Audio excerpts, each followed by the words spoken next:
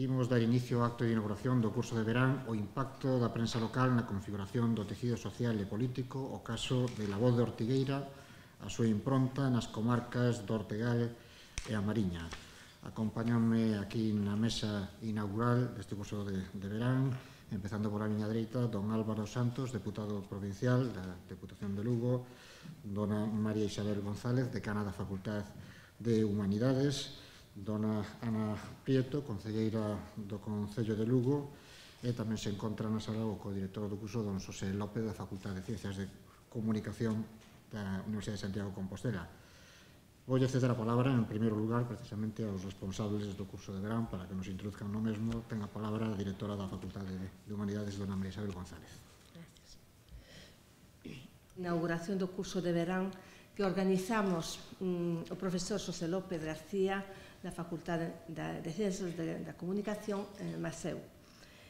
Este curso é o primeiro dos 46 cursos que a USC ten no seu programa de cursos de verán en 2016 e tamén é o primeiro no campus de Lugo, o sea que estamos doblemente inaugurando este curso.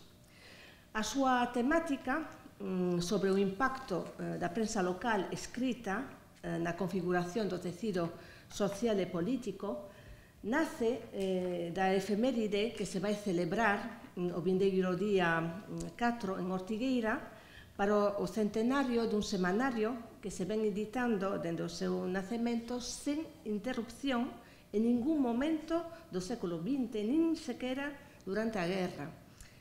Trátase do semanario La Voz de Ortigueira.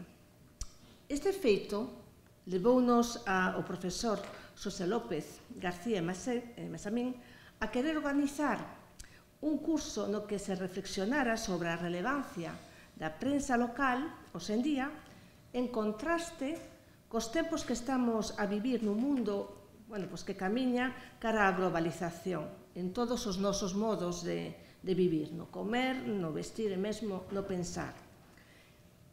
A prensa local, sin embargo, resiste a estes tempos que parecen querer acabar con ela, sobre todo con esta que se fai nas vilas, como Viveiro ou ben Ortigueira, que é unha prensa que está, sin embargo, nos orixes da prensa diaria actual e que sobrevive a un mundo gracias á vontade e á xenerosidade dunha saga familiar, normalmente.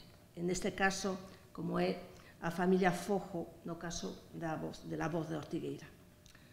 Como podedes ver polo programa, este curso desenvolvese en 3 lugares, Lugo, Viveiro e Ortigueira, combinando ponencias impartidas non só por académicos, senón por profesionais dos medios de comunicación e combina tamén con visitas guiadas aos periódicos O Progreso, la comarca de Leo e a delegación de La Voz de Galicia en Lugo e el Heraldo de Viveiro.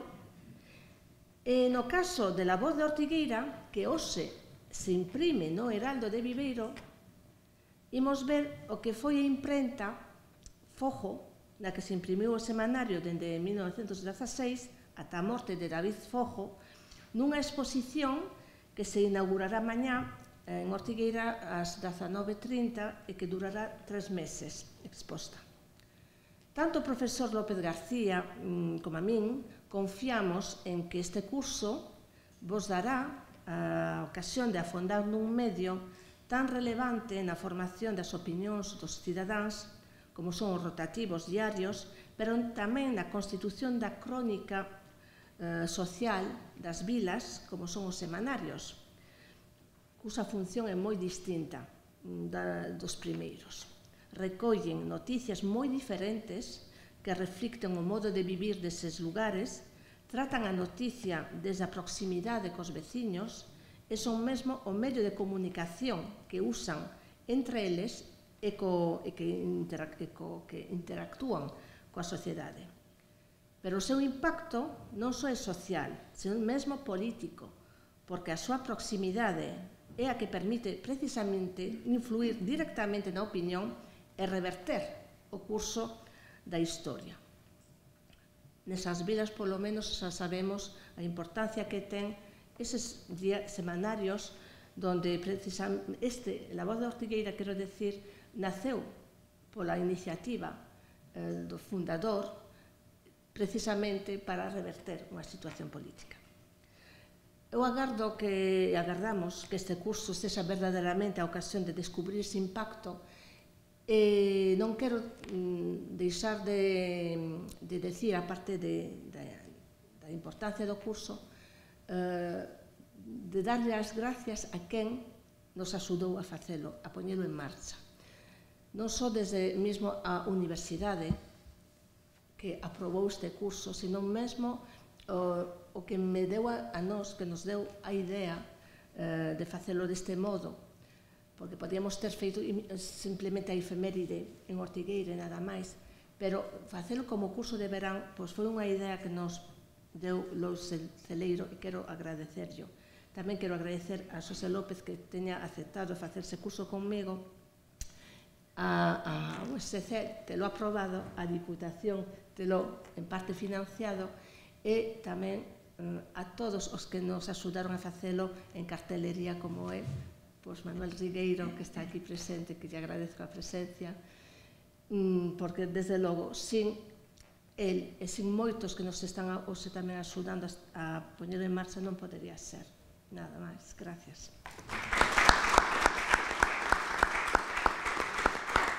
Decana, vicerrector, deputado provincial, a todos os asistentes, tamén ao director xeral do Progreso a quen vexo aí sentado, e sobre todo os alumnos e as alumnas que son os verdadeiros protagonistas deste curso. Traslado saúdos de parte da alcaldesa a quen lle gustaría estar aquí hoy, pero por motivos da xenda non poido ser. En nome do Concello, parabéns á Universidade por este primer curso que se celebra de verán no campus de Lugo e pola súa temática de gran interés para tratar un tema tan pouco estudiado como é a prensa local, xa que, polo xeral, os foros céntranse máis en abordar a influencia dos grandes medios de comunicación na opinión pública. Este curso vai dar a oportunidade de analizar, da man dos seus propios protagonistas, a trayectoria, en moitos casos centenaria, de medios de comunicación local de referencia, cos que moitos de nós, nosos antepasados, naceron, medramos e hoxe seguen en marcha. Heraldo de Vivero, La Comarca de Leo, El Progreso, La Voz de Ortigueira, que este ano é o seu centenario, que saliu por primeira vez á rúa o 4 de xuño do ano 1916. Todo isto ocorre nun contexto cada vez máis globalizado, e a pesar da forte e imparable irrupción das novas tecnoloxías e das redes sociais. Isto demostra, por unha parte, un gran arraigo social do que gozan e, por outro lado, un papel esencial nunha comunidade. Isto é moi importante de cara ao seu desenvolvemento mediante a dinamización cultural que aporta, sobre todo, esta prensa de proximidade. A prensa local contribúe de maneira imprescindible a configurar o tecido social e político dunha comunidade, pero tamén contribúe a reforzar a identidade social dos veciños e das veciñas dunha cidade, dun municipio, dunha comarca. Neste senso, aposto porque haxa máis medios locais en galego, porque así se vai fortalecer a identidade cultural lingüística tan rica ca que contamos e que nos define como pobo. Eu, como cargo institucional, teño un contacto directo, diario, casi diario, ca prensa local. É unha relación moi complexa, a veces de amor-odio, que considero esencial, sobre todo para a calidade democrática e a transparencia.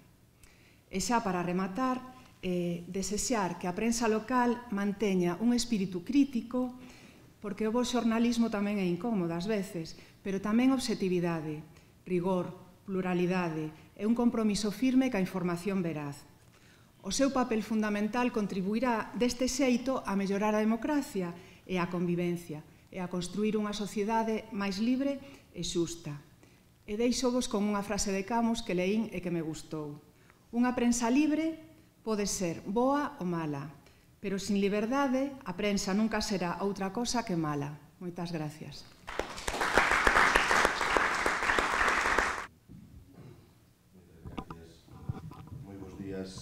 Señor vicerreitor, señora decana, compañeros compañeira concelleira no excelentísimo Concello de Lugo e máis asistentes. Agradecer que se me permita participar deste acto inaugural coas miñas palabras, ás veces de pensamento máis profundo, ás veces tamén consecuencia de certos desvaríos, que quizáis nestes temas hasta os poido ter, porque é verdade que a temática é atrevida, o cal tamén nos xera unha profunda satisfacción, que é o impacto da prensa local na configuración do tecido social e político, co gallo da celebración do centenario de un veciño máis dunha parte da Mariña, que é a Voz de Ortigueira, como tamén é veciño de moitos de nós, sobre todo na provincia de Lugo. O Progreso son máis que un medio de comunicación, non son xa veciños. Algún levántase pola mañán e acode ao bar a tomar o café, pero non di que vai a tomar o café, di que vai a ver que di o Progreso, ou di que a ver que di a Voz de Ortigueira, non? Entón, supoño que como veciño centenario tamén haberá algún político, compañeiro meu ou doutra formación, que lle leve a súa plaquiña e oportuna vela, tartiña con velas a este periódico. Este medio de comunicación que representa moito, non?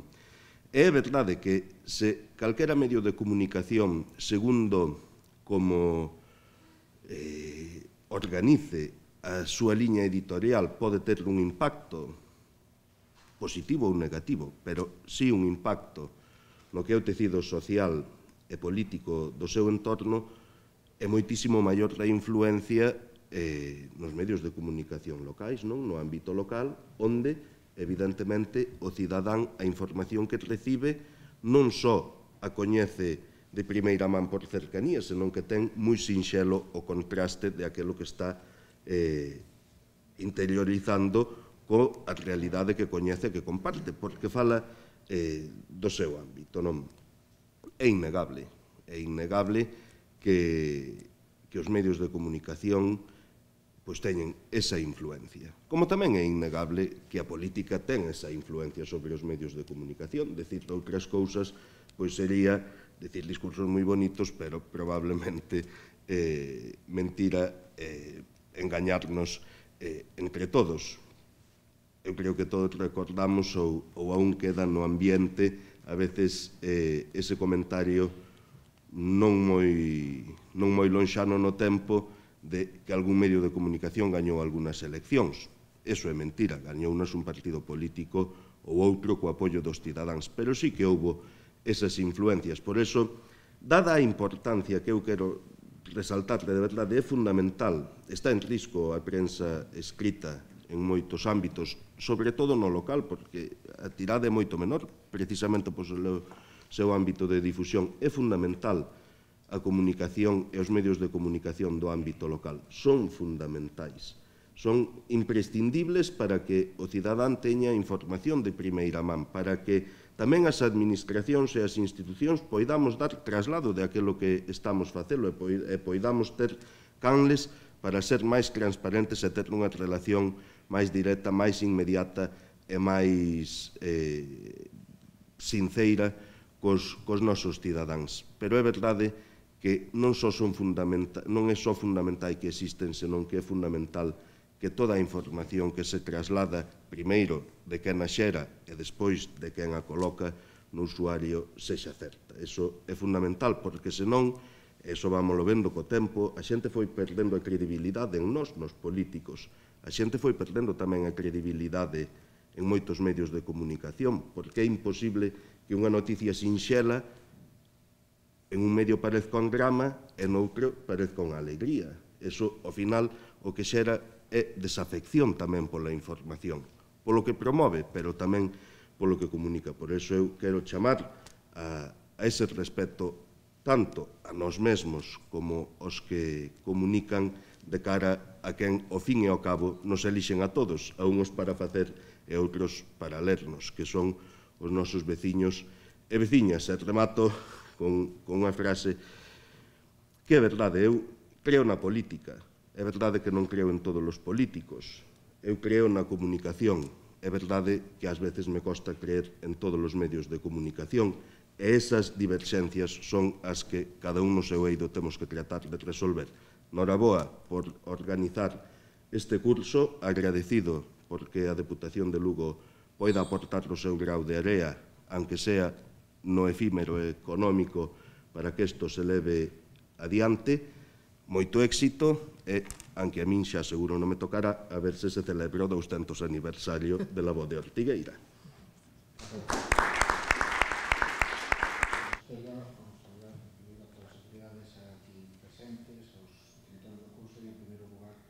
Agradecerle o traballo aos impulsores do curso, porque as iniciativas do curso de verán sempre teñen detrás un gran traballo a hora de coordinar todo o panel de ponentes de persoas que van a intervir e neste caso, ademais, organizar o desenvolvemento propio do curso en diferentes sedes, como vai a ser neste caso as 3 sedes, que vai a ser Lugo, Vigueiro e Ortigueira. Agradecer tamén o apoio das dúas institucións que aquí nos acompañan, o Concello de Lugo e a Diputación, e en especial esta última, porque entre as medidas que podemos poner en marcha co plan de accións para o impulso do campus de Lugo, unha delas foi precisamente a dinamización dos cursos de verán e impulsar, animar máis a todo o colectivo relacionado con a universidade aquí no campus de Lugo a presentar propostas de cursos de verán e que neste ano, na convocatoria deste ano, ademais, introducimos unha variante que creo que tuvo repercusión, que era tamén de promover un pouco de sacar os cursos de verán da cidade de Lugo, tamén intentar que os cursos de verán chegaran ao maior número de localidades da provincia de Lugo, e este ano temos un salto cualitativo en canto ao número de localidades que a nosa Universidade de Verán, a Universidade de Santiago de Compostela, cubre no campus de Lugo, acabando cursos de verán en 7 localidades diferentes da provincia de Lugo. Este ano temos actividades na Pastoriza, en Cerro, en Guitiriz, en Ribadeo, en Seoane de Caurel, en Viveiro e aquí tamén na propia cidade de Lugo, que creo que é unha boa idea tamén para aproximar estas actividades a toda a sociedade da provincia que tanto nos apoyan ao noso campus no desenvolvemento da actividade diaria. Tamén felicitar o tema escollido, a relación cos medios de comunicación, como é o título, fundamental para unha institución como a nosa, a universidade, donde nos tempos que corren ten que dar respostas, demandas da sociedade como universidade pública que somos, financiada polos impostos de todos, temos que corresponder dando solucións, dando respostas aos retos, aos problemas desta sociedade. Estos días, estas semanas, reuníase aquí na cidade de Lugo a Comisión Asesora Externa dun proxecto tamén que nos ten moi ilusionados, que é o proxecto do Campus Terra, unha nova etapa, creemos, para o campus de Lugo que vai a permitir darlle un impulso e posicionar a nivel internacional, porque os tempos que corren nos obrigan tamén a competir a un nivel máis global, cada vez máis. Aquí nos se xuntaron profesores de universidades de todo o mundo, de Estados Unidos, México, Reino Unido, hasta outras universidades de España, a maior parte universidades punteiras, e que toda a súa actividade en unha universidade moderna ten que estar atento ao que se di dela nos medios de comunicación, porque cada vez son elementos máis importantes a hora de marcar despois a decisión dos nosos principais beneficiarios, os estudiantes e as súas familias. Os rankings universitarios, a actividade investigadora, a repercusión da actividade da universidade no seu entorno, son elementos hoxe en día moi importantes a hora de influir sobre a decisión dun estudante da súa familia a hora de escoller unha localidade para cursar os seus estudos universitarios. E nesto, os medios de comunicación, colaborando en divulgar a actividade desas universidades, son fundamentais. E os medios de comunicación locais, como pode ser o caso da Voz de Ortigueira, ou pode ser o caso del Progreso, ou xornais, medios de comunicación que están moi próximos a nós, porque estamos nunha localidade pequeniña, pois redoblan a súa importancia, porque ás veces para nós, dende un campus como de Lugo, é nos difícil trascender nos grandes medios de comunicación, nas grandes cadeas de noticias. De aí que ter este apoio para nós moitas veces é fundamental e está xogando un papel moi importante no desenvolvemento tanto do campus tradicional de Lugo como desta nova proposta do Campus Terra, que eu estou confiado de que vai a traer unha nova etapa e que vai a supoñer unha millora para este campus de Lugo, para o Campus Terra e para a súa propia provincia. Bueno, felicitar novamente os impulsores do curso por esta iniciativa e desexarlles que sigan con este ánimo de seguir organizando novas iniciativas para as próximas edicións. Moitas grazas a todos e que disfruten dos contidos do curso. A xente nova que ao mellor non coñece a José de Cora. Bueno, pois José de Cora é xornalista e escritor, director xeral do Grupo El Progreso e foi redactor da Axencia EFE de 1970 a 1979 en Madrid e correspondente ali de El Progreso, Ferrol Diario, Región de Oviedo e La Voz de Avilés. Tivo colaboracións en Lui, Doblón, Tiempo, Galicia Internacional, Radio Lugo, Radio Nacional e Radio 80. Director da revista En Punta, especializada en medios de comunicación e redactor xefe de El Indiscreto Semanal. En 1980 foi nomeado director de Progreso, cargo que ocupa ata o ano 1994. Presidiu a Asociación da Prensa de Lugo, a Asociación Galega de Televisións Locais e foi tesoreiro do Colexio Profesional de Xornalistas de Galicia. Pertence á Asociación de Empresas Galegas do Audiovisual. Dirixiu distintas series para a televisión, coproductor de Salgorda, de Fernando Trueba. Ten publicados numerosos libros, tanto en galego como en castelán, como Homes de Fole, Barreiro contra Barreiro, Manual del Perfecto Político ou Titanes contra a Pobreza. E nada máis, vos deixo entón con a súa ponencia.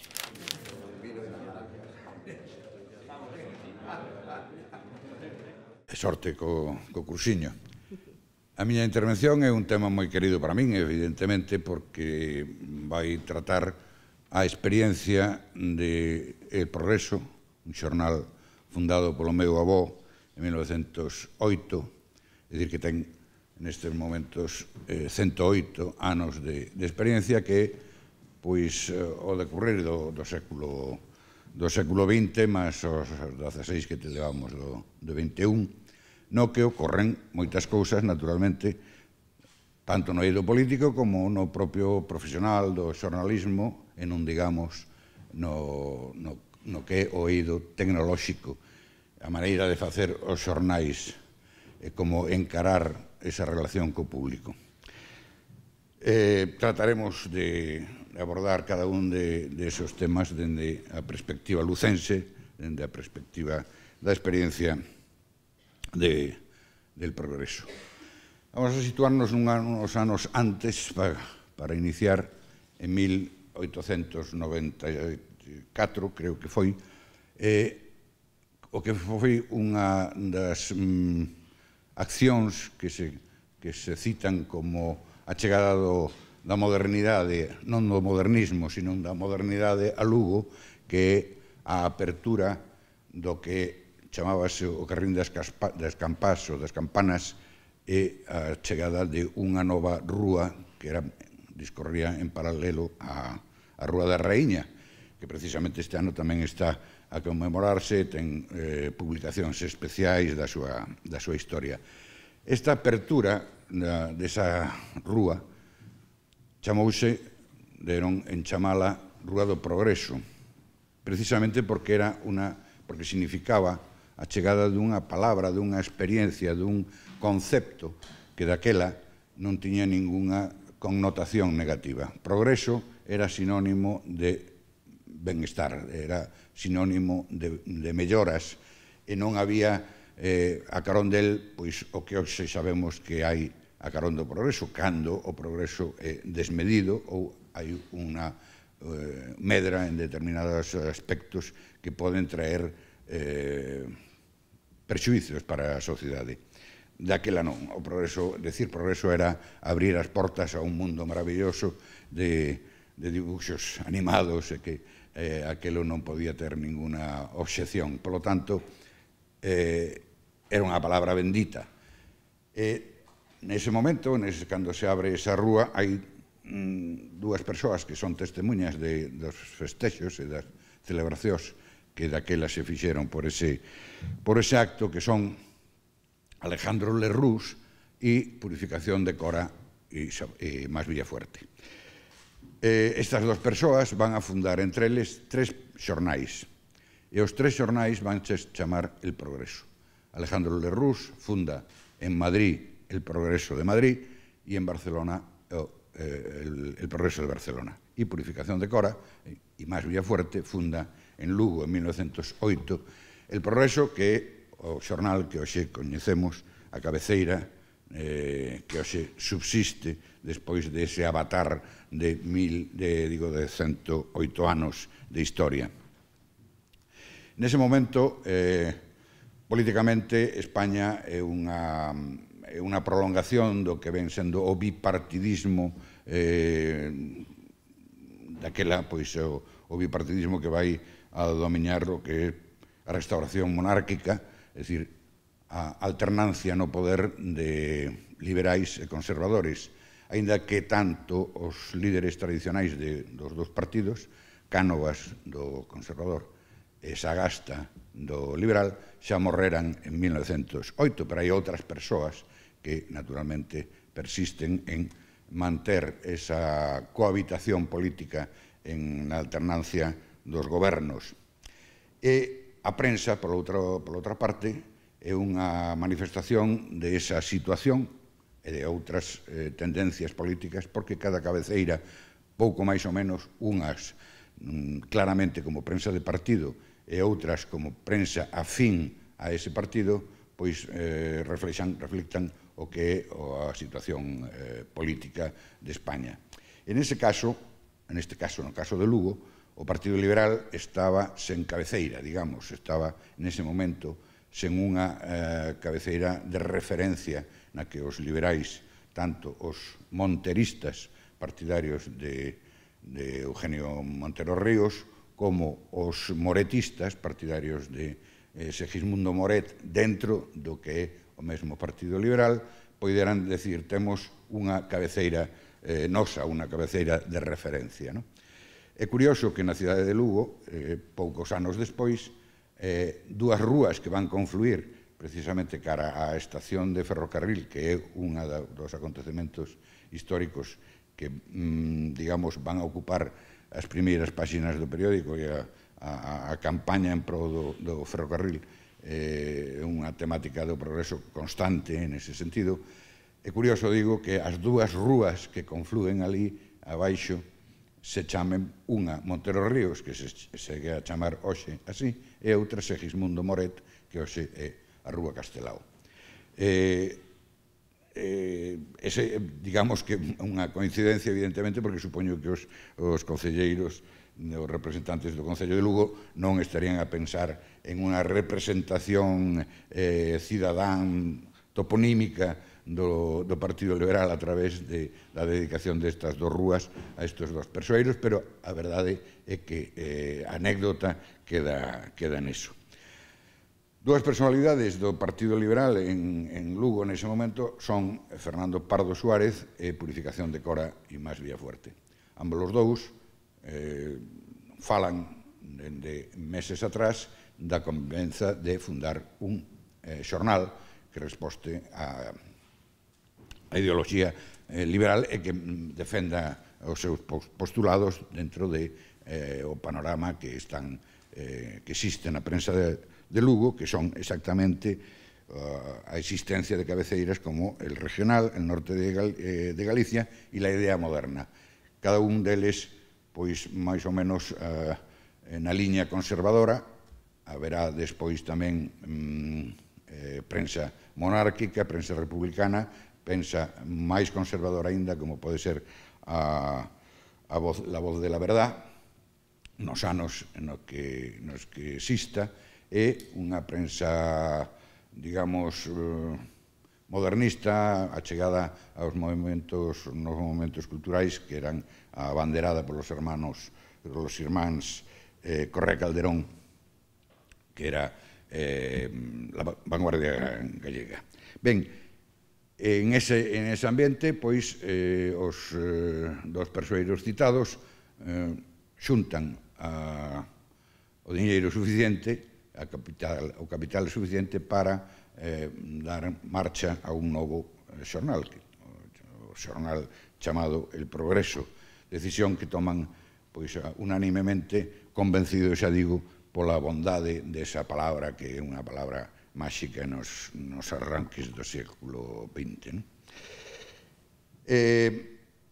Finalmente, o que está decidido para unha fundación a finais de 1908 vai ser adiantada exactamente ao día 17 de agosto dese ano pola coincidencia de que nese momento chegaban a Lugo dous diputados liberais de moito tronío, como son Avelino Montero Villegas, fillo de Eugenio Montero Ríos, e Manuel García Prieto, que vai ser, bueno, era o fillo político de Montero, casado cunha filla, e, por lo tanto, persoa moi achegada ao Cuco de Lourizán, como lle chamaban a Montero. Estas dúas persoas teñen previsto unha viaxe a Lugo en ese momento, unha viaxe evidentemente de tipo político, non particular, e o Partido Liberal considera que era moi conveniente que en ese momento, na chegada destes dous personaxes persoeiros, estivera xa na rúa el Progreso, pero non chegara a maquinaria necesaria e estaban en precario. Como serían as boas relacións en ese momento coa prensa lucense, porque falan con Manuel Pardo e Pardo, que era o propietario e director del Norte de Galicia, que é un xornal que estaba nos aledaños da Praza Maior, e permítelles que o Progreso se edite, se imprente ali, ao mesmo tempo que se facía a edición diaria de Norte de Galicia. Por lo tanto, grazas a ese ofrecemento, o 17 de agosto de 1908, un día, recorda meu pai nun artigo de lembranza, un día cheo de nubarrós, de verao con moito calor, pero ameazando tormenta, o Progreso pode sair á rúa. Hai que ter moi presente, para analizar con unha perspectiva axeitada ao que é o momento da fundación, o que son as posibilidades técnicas daquel momento, que son absolutamente distintas ás que poden ser hoxe en día, e que nos dan unha idea moi clara de como se desenvolvía o traballo. Por exemplo, evidentemente, os reporteiros traballaban con pluma, lápiz, ni siquiera chegaban a bolígrafo, por suposto, de máquinas de escribir, vamos a esquecelas porque non estaban dentro da nómina, ni moito menos. As noticias fora de Lugo chegaban por telégrafo, é dicir, había que ter un traductor de liña telegráfica para sacar 4 cosiñas, 4 frases mal traídas de Barcelona, de Madrid, de onde viñan a información exterior. E iso, bueno, con un traballo inmenso, porque a traducción de unha liña telegráfica é lenta respecto ao que pode ser a lectura escrita. Por suposto, xa non falamos lenta respecto a Internet ou outras tecnoloxías posteriores. Eso por unha banda. Despois temos a composición, é dicir, esa letra que ven tanto do exterior como o traballo dos redactores en folios, en papel, pasa a imprenta onde traballan os caixistas, que é o corpo maior do periódico, onde se xuntan o maior número de traballadores, porque estes homes, os caixistas, son os encarregados de levar ese texto a tipos móviles. É dicir, tipo móvil significa que cada letra está en unos moldes de metal, e se queres poñer cursiño da universidade, tens que ir pola C, polo U, polo R, polo un a un, e compoñer todo o periódico dese xeito. É dicir, coller unha letra, un tipo móvil para cada letra. É un traballo inmenso, inda que a edición, a esas primeiras edicións, estamos a falar de que os xornais normalmente teñen non máis de 4 páxinas. É dicir, 2 follas dobladas, pero haga esa publicidade que se repite de día en día, ou máis ou menos con algún cambio que pode ser de alguna oferta ou algunha frase publicitaria que o anunciante quera engadir ou que quera modificar. Esas sí son bloques de composición que se repiten, pero o resto do xornal hai que compoñelo día a día, letra a letra, nunca mellor dito, de sangre a sangre, porque aquilo é moi costoso. A primeira maquinaria que chega a Lugo despois dese ofrecemento do norte de Galicia, é dicir, de estar, digamos, prestados en casa allea, no mes de novembro dese mesmo ano, e chegan unhas máquinas, pois son absolutamente rudimentarias, tan rudimentarias que se basan no traballo dos rodeiros, os roderos. Os roderos son xente que, vamos a imaginar, unha presa, unha presa grande, enorme, do tamaño das páxinas, con un sistema de muiño, no que hai 4 vástagos, cada un dos homes collen un vástago e coa súa forza muscular baixan a plancha diante entre a composición que fixeron os caixistas con tipo móvil, unha pasada de tinta a man, unha folla de papel no medio e a presión que fan os rodeiros, que eran, naturalmente, a xente máis forte de Lugo. Aquí o posto de traballo tiña que ver moito co físico, porque non lle daban o posto de rodeiros de imaginar a ninguén que non tivera unha forza física nos brazos e no corpo demostrada, porque calquer, digamos, problema físico nese sentido, pois significaría non poder tirar o periódico, é dicir, que eran auténtica forza humana a que se utilizaba en ese sentido para lograr a impresión. E así, un por un, folio por folio, por decirlo, van amoreando o que era naquele momento a tirada do xornal, que son unos 500 exemplares. Podemos falar de que durante os 15 primeiros anos da historia do xornal do Progreso, a tirada non pasa, oscila entre os 500 exemplares. Temos que ter en conta que naquele momento Lugo ten 21.000 habitantes e a provincia non chega ao medio millón. É dicir, é unha relación provincia-capital distinta a de hoxe.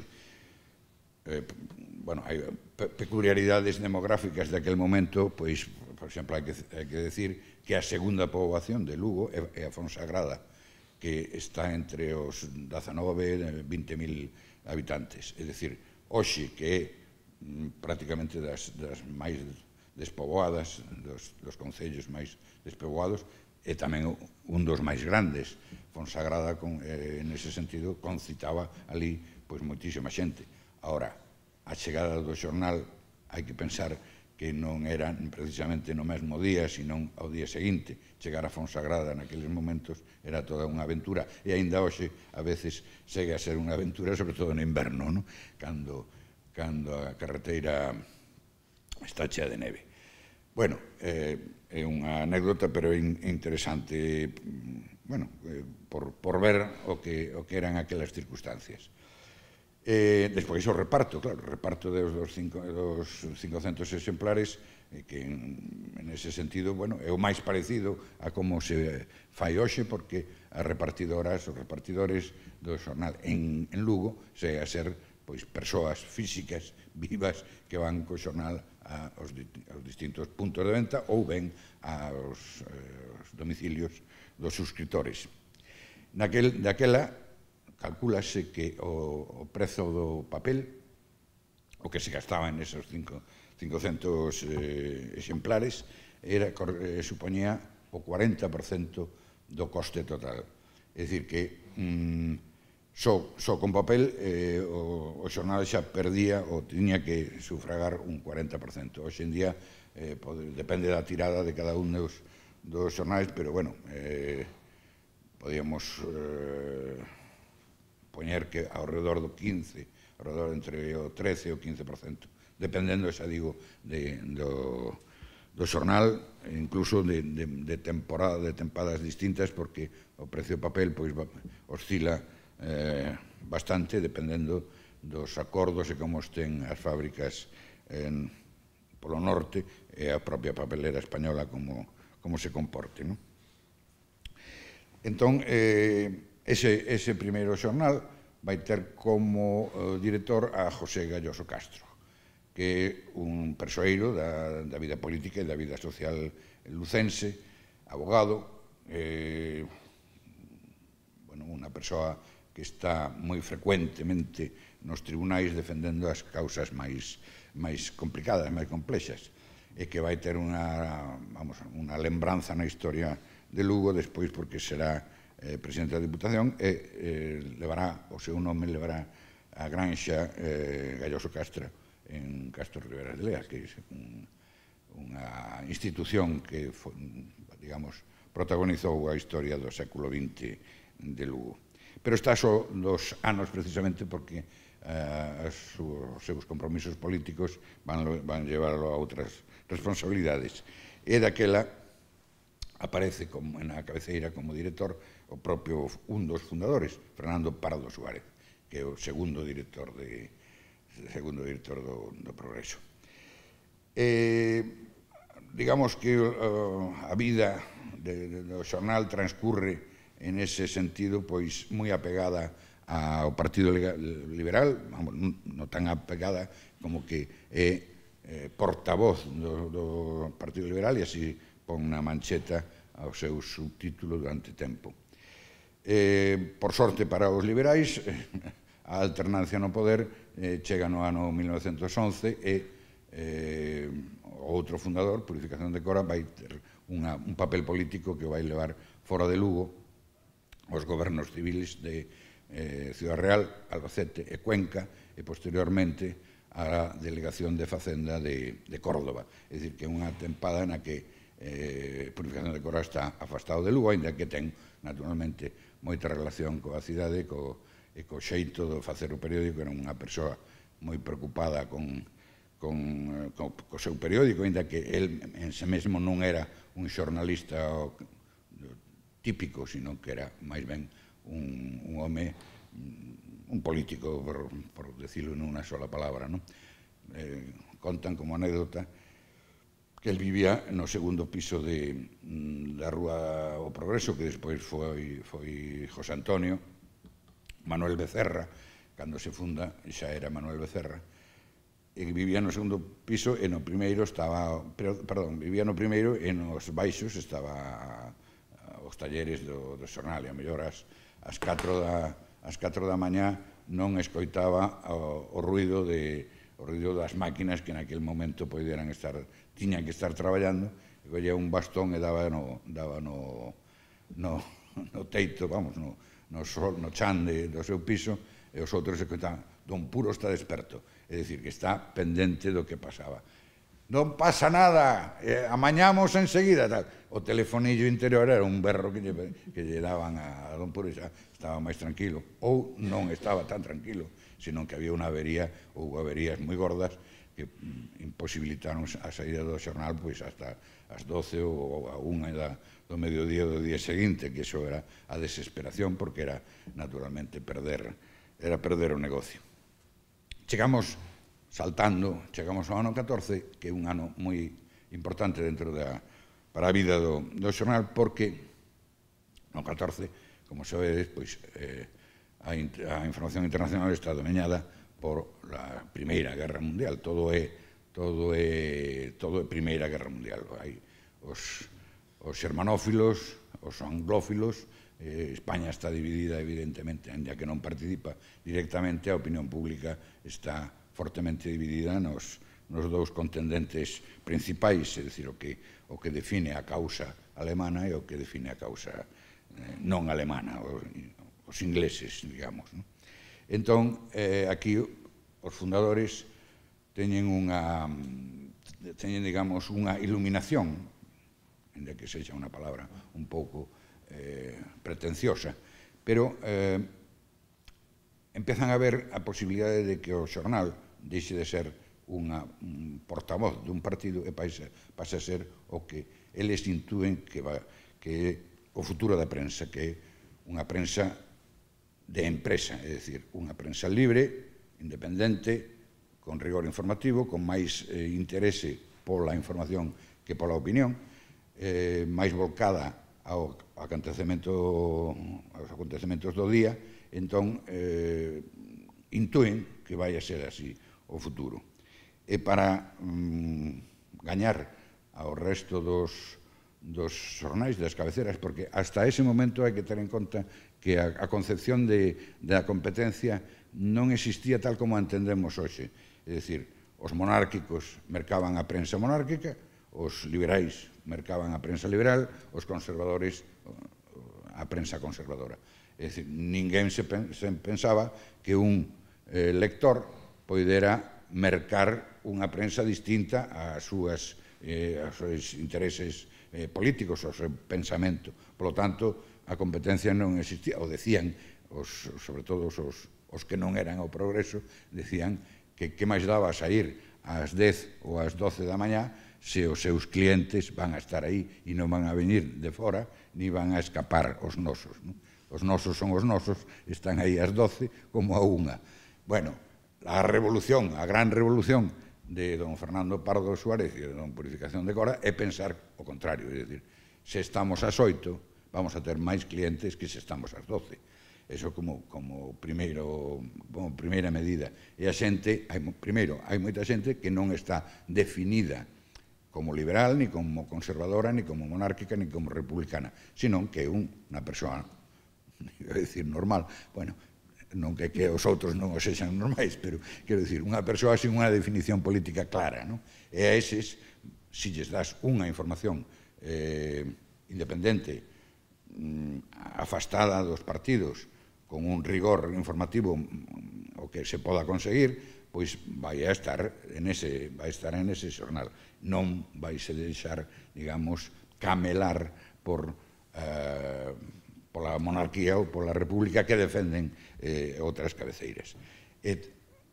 Bueno, eso pensado así, foi levado á práctica, entón houve un interese moi especial en adiantar a edición, é dicir, de facer o traballo moito antes que os outros, estar na rúa, estar nos postos de venda e nas casas dos suscriptores antes que os demais. Eso favoreceu que o progreso pasou a liderar digamos, a oferta xornalística por encima dos outros, pero en moi pouco tempo e simplemente con aplicar eses criterios, que son criterios, digamos, hoxe en día moi asumibles, porque son os que coñecemos, digamos, os que se manexan en este negocio, pero que naquel momento non eran tanto, e os propios redactores, a estructura, a maquinaria, todo estaba, digamos, organizado para que non fose así, para que fose de outra maneira. Eso por unha parte. Por outra parte, como estábamos, digamos, imbuídos na información da Primeira Guerra Mundial, o que determinou o éxito do xornal foi o establecemento durante o ano 14-15 e parte do 16 de 2 edicións diarias, que é nestas condicións de tipo móvil, de tal e que cual, é unha revolución fantástica, é increíble. Eu, digamos que coñezo de dentro ao que pode ser o traballo de confección, facer 2 edicións diarias, se ben é certo que non cambiaba absolutamente todo, sino que os artigos de opinión mantíñanse, pero a información da Segunda Guerra Mundial, o que ocupaba as 2 primeiras páxinas, digamos, o volume máis interesante, o que a xente devoraba, o que lle pasaba en Verdún, a evolución das tropas, de como viñan os alemáns, como viñan os ingleses, en fin, o día a día da guerra, eso cambiábase da noite á mañá. E iso foi moi agradecido polos lectores lucenses, porque realmente estaban, bueno, había moi poucas fontes de información. Non había radio, da televisión nin falamos, claro. era o Progreso, no caso de Lugo, era o que levaba as novas de todos estes acontecementos e, polo tanto, había un interese fundamental. Porque, primeiro, as tertulias, os cafetíns, a xente que era a máxima distracción hasta que empezou a vir o cine e outras diversións, a xente xuntábase nos cafetís, onde fose o seu lugar de esparcemento, a comentar. E había que saber, tiñas que saber como andaba o tema de Verdún e como andaba o tema dos generais alemáns, en fin, porque senón non metías baza en unha conversa, non? Entón, os participantes nesas tertulias iban xa aprendidos de casa co xornal lido. Ese collían a segunda edición, é dicir, a edición da noite, que saía por aí contra as 8, máis ou menos, é dicir, que as últimas xuntanzas, antes e despois de cear, pois xa iban con outras... Bueno, ti non sabes o de Londres. Que é o de Londres, non? O general tal que puxose de pernas abertas contra tal. Non me diga. Ben no periódico. Claro, hai que estar. Eso foi fundamental para que, digamos, o Progreso pasase a unha primeira liña, e podemos estar a falar xa de unhas tiradas que pasaban 2.000 exemplares, entre 1.000 e 2.000 exemplares, dependendo dos propios días, da calidade e do que pasara na información. As grandes batallas e os grandes mortos, máis tirada. Eso foi así, desgraciadamente, segue a ser así. A sangre vende moito, tanto sexa a que proveña de grandes batallas como de grandes asesinatos. Non hai que darse golpes no peito, sino que recoñecer que é así e que a prensa fundamentalmente é un negocio, porque se non hai negocio non hai prensa ao día seguinte, ainda que eu sei que o Progreso, bueno, isto adiántome un pouco, pero hai que pensar que gañar diñeiro non gañou hasta despois da Guerra Española, é dicir, hasta 1940. Non é negocio. Todo este tempo paga gastos e non chega nin siquiera a pagalos en moitas ocasións porque, digamos que, gracias a que meu avó tiña moitas terras por confluencia familiar, era unha familia de moita xente, de moitos tíos, de moitos tal, que en determinado momento confluen en unha sola persona. É dicir, Purificación de Cora é o único representante familiar, pois non sei, de 35 liñas distintas e tal, queda en determinado momento, en 1855, queda él como único. Eso é fundamental para a fundación do xornal, é dicir, un home de posibles que pode dedicar boa parte do seu diñeiro a sufragar os gastos, que senón, claro, o Progreso, a parte do éxito que poidera ter diante das outras cabeceras, desaparecería como desapareceron todas. Desapareceron absolutamente todas, como é público e notorio. Ben, entonces, aquí hai unha distinta posición diante da prensa de empresa. Fernando Pardo Suárez considera que os principios fundamentais e fundacionais do xornal era a súa pertenza ao Partido Liberal e que fora do Partido Liberal non hai salvación, digamos. Ten que manterse como portavoz dese partido. E meu avó, polo contrario, pensa que non, que todo o contrario, que hai que cada vez afastarse máis do que é, sin afastarse das ideas, pero sí afastarse da idea de prensa de partido.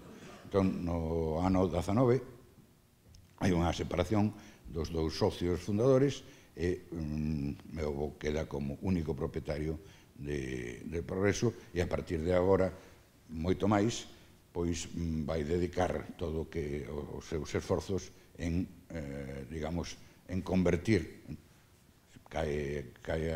vamos, o subtítulo, todos os subtítulos relacionados co Partido Liberal desaparecen, empeza a falarse en un determinado momento Diario de Lugo, en un determinado momento Diario de Información, Diario de Lugo y su provincia, llevó mucho tiempo, es decir, conceptos afastados do que era a prensa de partido.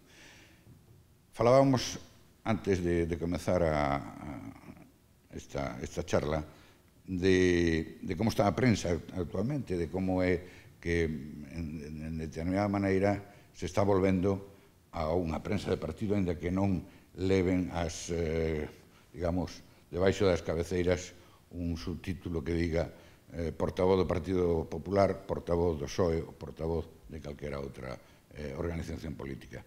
E é certo, despois de pasar por unha época histórica no que todas as cabeceiras, a súa fachenda, o seu orgullo de tal era dirixirse ao público dicindo eu son independente, eu son o máis obxectivo, a miña información está contrastada pola profesionalidade, parece como se todo eso estivera en cuestión, como se o público preferise, digamos, ler unha información que estexa encarrilada a defender unha postura política diante do que podía ser unha información máis ou menos libre deses prexuizos. Bueno, é un momento histórico lo que estamos vivindo e que a evolución a saber por onde va. Si volvemos a unha prensa de partido tan descarada como podía ser esta de principio de xugo. A verdade é que a prensa de partido non é todo malo o que nos pode parecer aos que defendemos, aos que defendimos. Xosé desto sabe moitísimo, porque claro, eu son un práctico, pero é un teórico e os teóricos están máis perto destas cuestións. A obxectividade xornalística, de logo, é un valor que hai que defender e que os que estamos educados, digamos, despois de, non, digo decir despois do franquismo, non, en pleno franquismo, pois damoslle moito valor. Pero tamén é certo que a prensa de partido, unha prensa, digamos, convencida en determinadas ideas, dá outra perspectiva á realidade. Aquí, neste caso, conto sempre unha anécdota moi divertida da prensa de partido de Lugo, que en determinado momento, se estivera Ana Prieto, que gustaríalle moito escoitala, porque houve un concelleiro de Lugo que era bastante tendente a empinar o codo. É dicir, que os seus abusos alcohólicos eran coñecidos por toda a cidade. En determinado momento, unha noite, pois vai como unha cuba, borracho perdido, polo que é a Praza Maior actualmente, e chega ao xardín e, bueno, fai o que fan moitos borrachos, que alixeran o líquido que levan dentro para poder ter sitio para máis, non? E o fai. Coa mala sorte de que un xornalista de un xornal contrario ás súas ideas, e non digo o xornal que non por nada, sino porque realmente non o sei ahora mesmo con total... É igual que fora, por exemplo, do Progreso, que podía ser, o que o contrario fora o Progreso. E o día seguinte, naturalmente, lanza un artigo que é facilmente imaginable de como este home iba perdidiño de alcohol e que menudo representante público, que patatín e patatán. Bueno, pois o seguinte, o xornal que defendía, que era do partido deste señor, publicou un artículo dicindo que hai que ver o interese pola cidade que ten este home, que aínda a altas horas da mañá se preocupaba de regar as flores e de que o xardín estivera en plena beleza da toda a cidade. Bueno, é evidente que é un caso extremo de tal, pero que ten os lectores, se pode imaginar, agradecían moito isto porque eran absolutamente temas moi comentados. Mira o que dice aquí e mira o que dice aquí. E ainda podería ver o que di o do medio, non? Neste sentido, hoxe estamos a vivir un acontecemento xornalístico que non ven ao caso, pero que xa que falamos aquí, vou a comentalo pola curiosidade. Non sei se están vostedes ao tanto dun artículo firmado por Juan Soto Ibars, no Gutiérrez. Quero dicir que tenemos un Juan Soto xornalista en Lugo. Este Juan Soto Ibars, colaborador de Prisa, xente, vamos, persoa de longo recorrido na profesión, entre outras cousas, nada menos que foi esta señorita Francis dos consultorios sentimentais de hai tempo.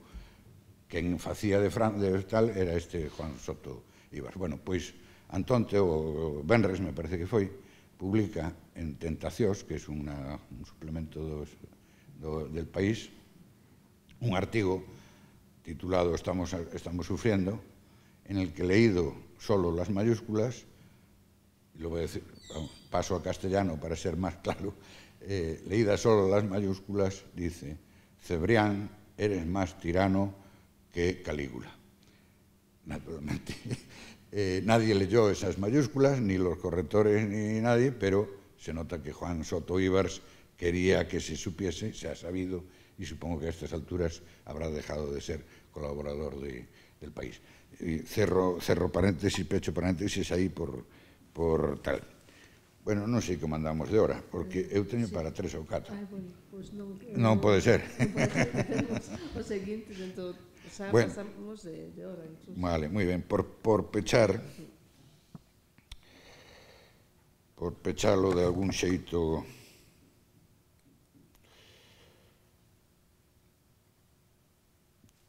Digamos que, sí, como pecharía ao final, salvando toda a historia que nos queda por contar, onde estaría o segredo da persistencia do progreso nestes 108 anos de existencia. A parte de todo o que comentamos, en os momentos de conversión de prensa de partido a prensa de empresa, todas estas tal, e o ben facer dos seus respectivos directores e dos redactores que tiveron parte na súa historia, para min está en dúas pilares, unha delas que, vamos, encaixa moi ben co sentido do cursiño que estamos a encetar e comenzar, que é a fidelidade á súa terra, a fidelidade ao sitio, ao lugar, á provincia, neste caso, que onde nace, porque os seus contidos nun porcentaxe moi amplo, ainda hoxe, seguen a ser relativos a Lugo. Eso é parece unha tontería, pero é digamos, un factor fundamental. E outro moi fundamental, ou máis aínda, é fuxir dos grandes grupos. É dicir, o progreso é evidente que durante moito tempo sempre tivo como xornal de éxito a partir dos anos 40, pois moitas ofertas de caer en unha rede de gran grupo. Aí hai que pensar sempre, bueno, cando se fala desto, pensar en Madrid, en cadeas que levan moitas cabeceiras en distintas partes de España. E, por fortuna económica, claro, desistimos de caer en ninguna desas tentacións, porque eso significa a perda de a identidade boa, mala, regular, pobre e rica, o que sexa, pero, digamos, a defensa dos intereses de Lugo quedarían aí absolutamente afogados por outros intereses, probablemente alleos. Ao mellor o xornal podía ser mellor, porque os medios podían ser máis amplos en outros momentos, pero, bueno, pensamos que era unha maneira de defender e de respostar ao que lle debemos todo, que son os dous fundadores e fundamentalmente, pois claro, ao último, que é de Purificación de Cora. Nada máis, moitas gracias pola atención. e outro día seguimos co que faltaba por dicir no próximo cursiño. Moitas gracias por ter pensado en min en esta ocasión. Moitas gracias.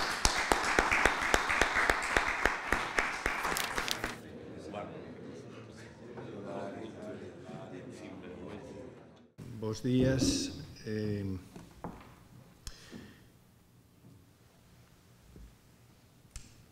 Imos tratar de, a partir da exposición que nos fixo esta primeira intervención, esta primeira conferencia de Pepe de Cora, eu tratarei de facer unha reflexión sobre o que foi o pasado, o que é o presente e un pouco a proxección de futuro.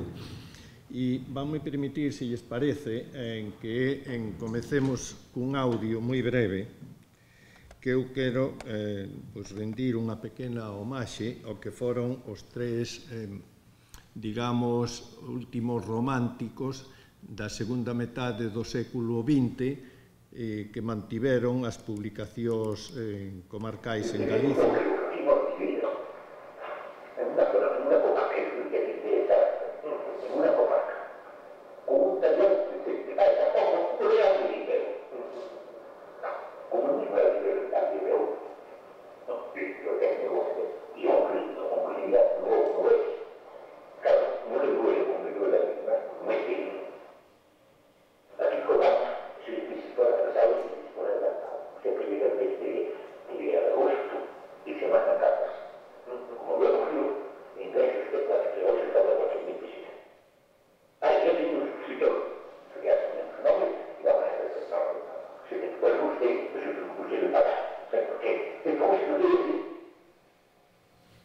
Ben, estas eran as palabras de David Fojo, que foi o segundo director de La Voz de Ortigueira, e aproveitando que este seminario, este curso de verán, pois se organiza coincidindo co seu centenario, e eu no seu momento fixenlles unha entrevista aos que daquela eran as tres persoas responsables deses medios de comunicación, que era Agustín Mejeras, que era naquel momento foi antes de pasar ao Grupo Progreso de la comarca de Leo, no caso de David Fojo, que era nese momento o director de La Voz de Ortigueira, e Luís Neira, que era o director de Heraldo de Vivero. Bueno, pois eso digo que presentoas porque a min son reflexións que les facían nese momento e que creo que están moi presentes na actualidade.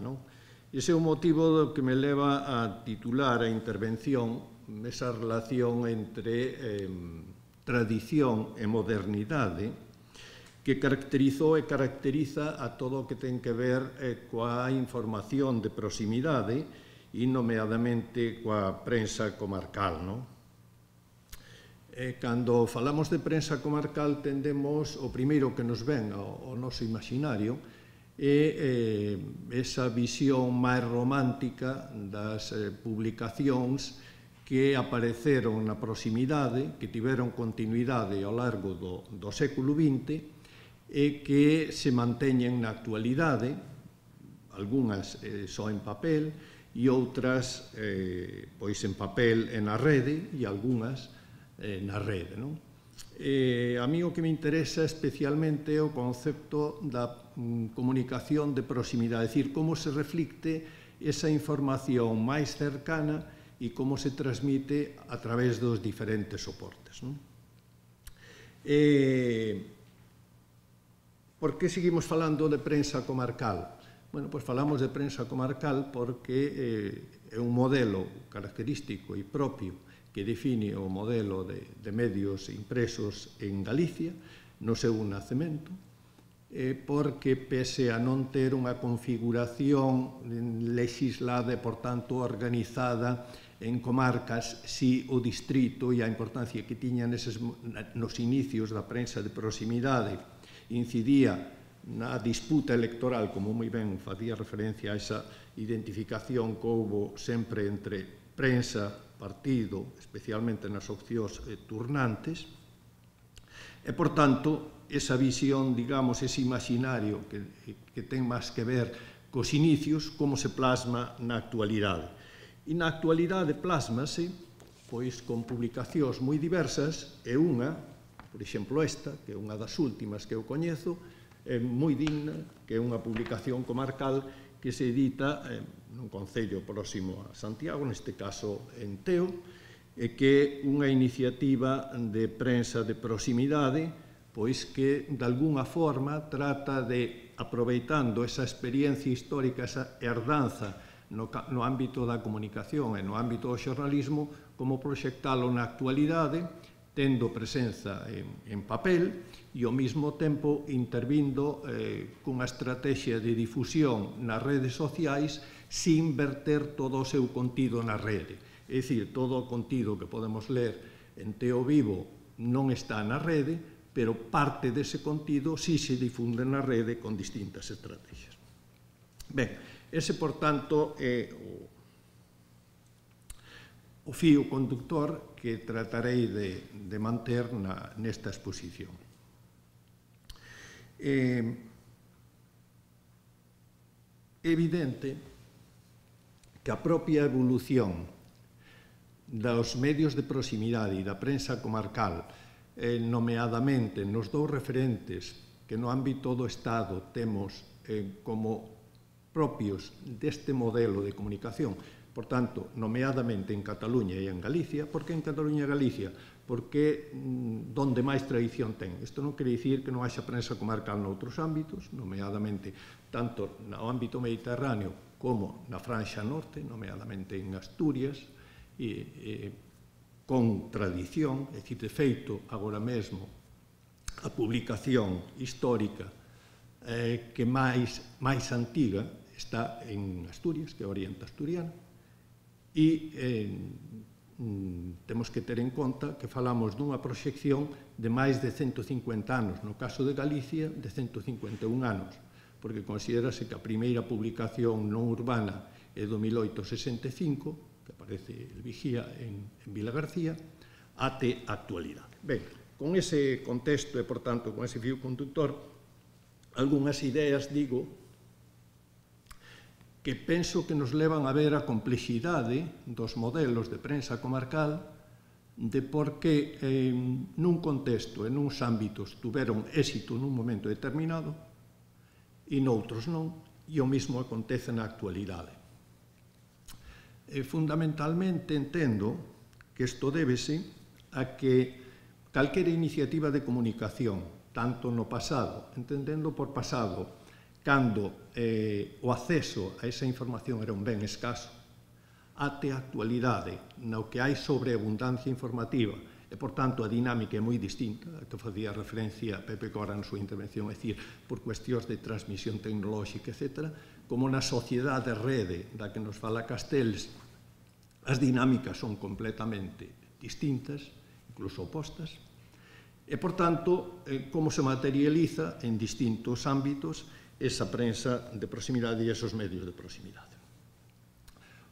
Hai un aspecto que é evidente, que a prensa comarcal é un modelo propio de prensa de Galicia, non é o único modelo de prensa, pero sí é un modelo propio de Galicia. Por que dicimos que é un modelo propio de Galicia? Porque nos propios estudos da historia da comunicación en Galicia, desde as súas orixes, é evidente que, aínda que os medios de comunicación impresos a Galicia chegan relativamente tarde, en relación co ámbito, cos outros ámbitos do Estado, porque non é, como sabemos, ata 1800, cando temos constancia desa primeira publicación periódica que é el Catón Compostelano.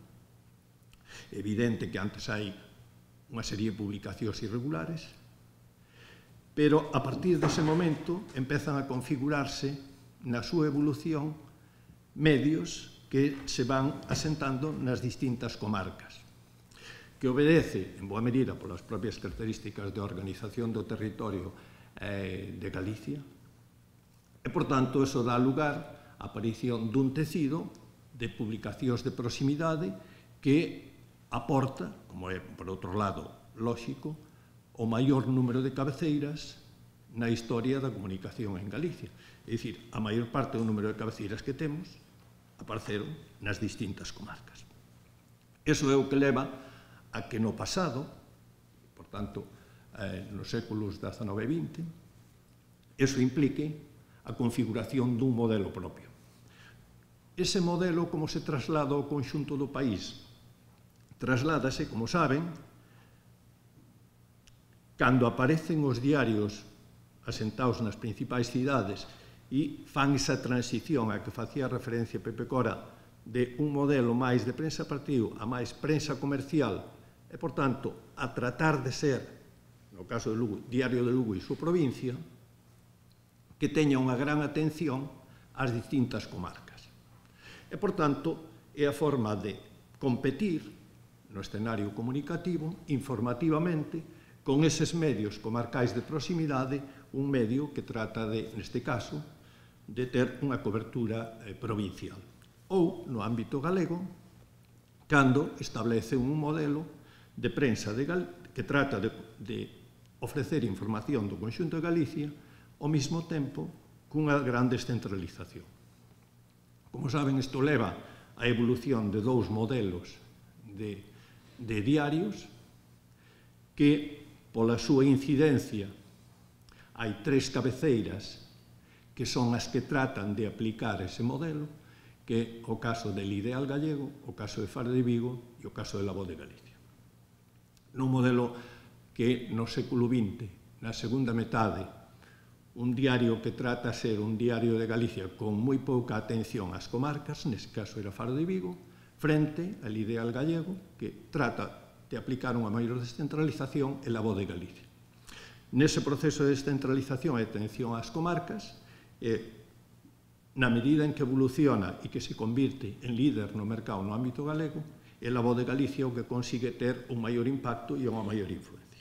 E a partir de aí, ese modelo de prensa de proximidade e de prensa asentado como modelo propio de Galicia esténdese e, por tanto, conviven eses dous modelos de, lóxicamente, a prensa é un produto urbano, basicamente, pero que nas súas orixes ten esa connotación de prensa vilega ou non urbana. O segundo aspecto é que ese modelo, que é do pasado, que é das orixes, que na actualidade, falando por actualidade, podemos nos referir exclusivamente ao que marca o século XX. Por que o que marca o século XX? Porque estamos falando de finais do XXI, falando de finais do XX, a partir do ano 94, é cando a maior parte dos medios impresos comezan unha estrategia, tanto no ámbito galego como no ámbito mundial, de migración á rede, e, por tanto, entre o 95 e o 2000, cando a maior parte dos diarios con estrategias que hoxe hai opinións para todos os gustos, que se foi unha estrategia máis acertada ou menos acertada, pero certo é que migraron á rede, emigraron cunha estrategia na que se combina esa información de proximidade con unha información global. E isto consolida unha característica que define a comunicación na actualidade, que é unha doble e simultánea dimensión da comunicación mediada tecnolóxicamente, que donde convive a atención ao próximo coa difusión global e, por tanto, coa característica que define o modelo da sociedade en rede. Nese escenario, todos queren ocupar un espacio, evidentemente, para intervir, e todos queren ocupar o espacio de proximidade. Isto é o que leva a que ese modelo do pasado sexa tamén un modelo do presente. E o modelo do presente, que, como tratarei logo de explicar, se caracteriza e se configura arredor do que na actualidade tende a denominarse, sobre todo nos estándares internacionais, como medios hiperlocais. É dicir, os medios de proximidade, que no noso caso teñen moito que ver coa prensa comarcal e cos medios comarcais, na actualidade son esas grandes redes que se están creando de medios hiperlocais. Un fenómeno, por outro lado, que tamén define nesta fase de tránsito, a propia evolución das cabeceiras. Se se fixa, na maior parte no ámbito, por exemplo, por poñer un referente que nos gusta sempre ver o que pasa no ámbito norteamericano pola propia evolución dos medios de comunicación. Nesa desaparición de casi 2.000 cabeceiras, na que a maior parte deixou de estar presente en papel, ou está só na rede, ou está 2 días en papel e o resto na rede, donde desaparecen eses medios, aparece un gran número de medios hiperlocais, ou as propias grandes cabeceiras, por exemplo, o New York Times, empezan cunha serie de medios hiperlocais. Ese fenómeno trasládase aos ámbitos xerais e cando vemos en Galicia, vemos a aparición de toda unha serie de iniciativas hiperlocais, moitas delas comarcais, nestes últimos anos. Por tanto, todos tratan de ocupar ese espazo con estrategias moi distintas. O terceiro aspecto é que hai unha gran diversidade de modelos e aí si entramos en varias cuestións, uns de pago, outros gratuitos, que é a sostibilidade e entramos noutra cuestión, que é a profesionalidade e a profesionalización. A profesionalización no ámbito da comunicación e, sobre todo, no ámbito do periodismo, que é unha característica ao primeiro tercio do século XX, caracteriza o desenvolvemento no século XX, nunhas empresas de prensa comercial que buscan modelos máis ou menos hostibles os que facía referencia Pepe Cora e cando empezan eses medios a xenerar recursos e a dar beneficios, por tanto, permiten ter a toda unha serie de profesionais até que unha serie de circunstancias teñen que ver co contexto económico, social e político, a propia evolución da sociedade rede, iniciativas de mala xestión, en algúns casos, nos propios medios, pois comeza todo un proceso de mudanza, reconfiguración e reestruturación que o que estamos vivindo, que está expulsando a moitos profesionais e, por tanto, que está desprofesionalizando en boa medida eses medios e no medio queda toda unha serie de modelos moi diversos, uns máis ou menos hostibles, que van desde modelos de algúns ámbitos, onde son máis tradicionais as fundacións, sobre todo no ámbito norteamericano, no ámbito anglosaxón, onde hai unha serie de iniciativas deste tipo que se moven en base a fundacións, outras no ámbito, sobre todo latinoamericano, que son promovidas por distintas iniciativas patrocinadas, a súa vez por grandes fundacións transnacionais que interveñen ou que actúan neses países, e outros modelos que se financian por os sistemas de crowdfunding, sistemas en aberto, sistemas de pago, etc.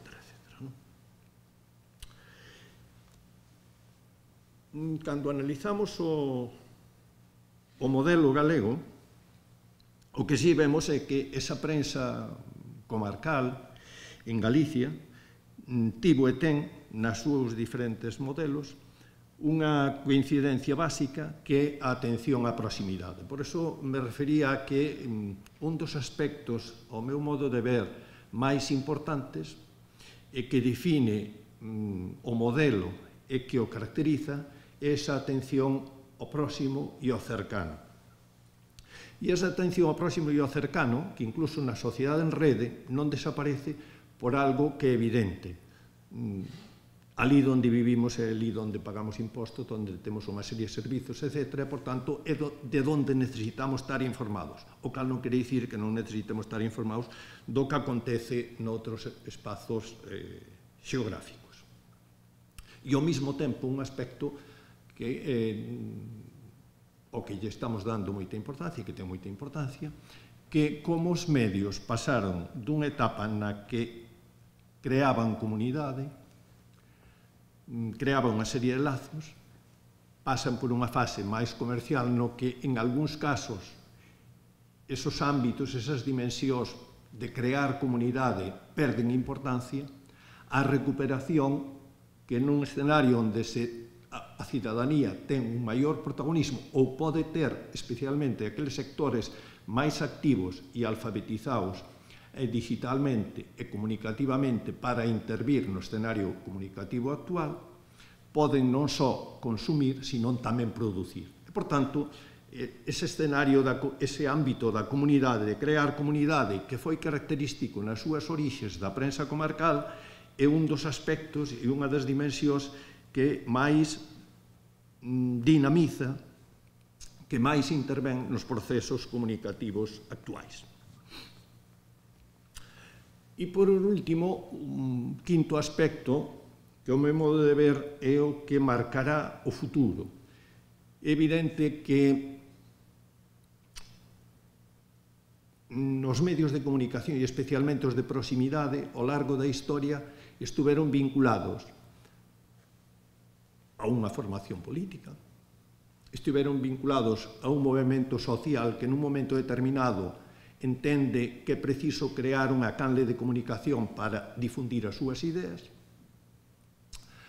a sectores cidadáns que queren intervir e, por tanto, que iso implica, pois con maior ou menor altruismo, promover medios de comunicación social, que non nos equivoquemos, ao largo da historia, en moitos casos, proceden descendentes de outros sectores económicos, facía referencia Pepe Cora ás terras do seu avó, etc., etc., e que isto foi unha das características até que na fase da industrialización os medios de comunicación xeneran recursos suficientes en base ao mercado publicitario e ao desenvolvemento do sistema capitalista que permite xenerar recursos para que eses medios se financien, e non só se financien, sino que sexan capaces de poder facer apostas e intervencións de cara ao futuro no sector da comunicación, até a actualidade onde eso se volva a difuminar e onde entran xa, como saben, na segunda metade, sobre todo en algúns países, entran importantes sectores industriais no ámbito da comunicación,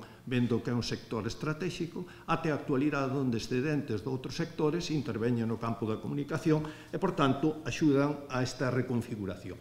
Pero creo que o fundamental seguirán convivindo, posiblemente, e existindo esa diversidade de modelos e, por tanto, non hai un modelo único, nin un sistema de negocio único que garantice a continuidade destes medios de proximidade e da prensa comarcal, pero si hai un aspecto que é básico. Eses medios de proximidade e esa prensa comarcal só teñen futuro si realmente son útiles á sociedade, esas sociedades os recoñecen como propios e, por tanto, si crean comunidade e interveñen na comunidade. Por que? Porque o xornalismo está na sociedade e da sociedade e o seu futuro realmente depende da sociedade, por tanto, tamén eses medios van depender desa evolución e de como se reflicten eses pasos ao largo da historia.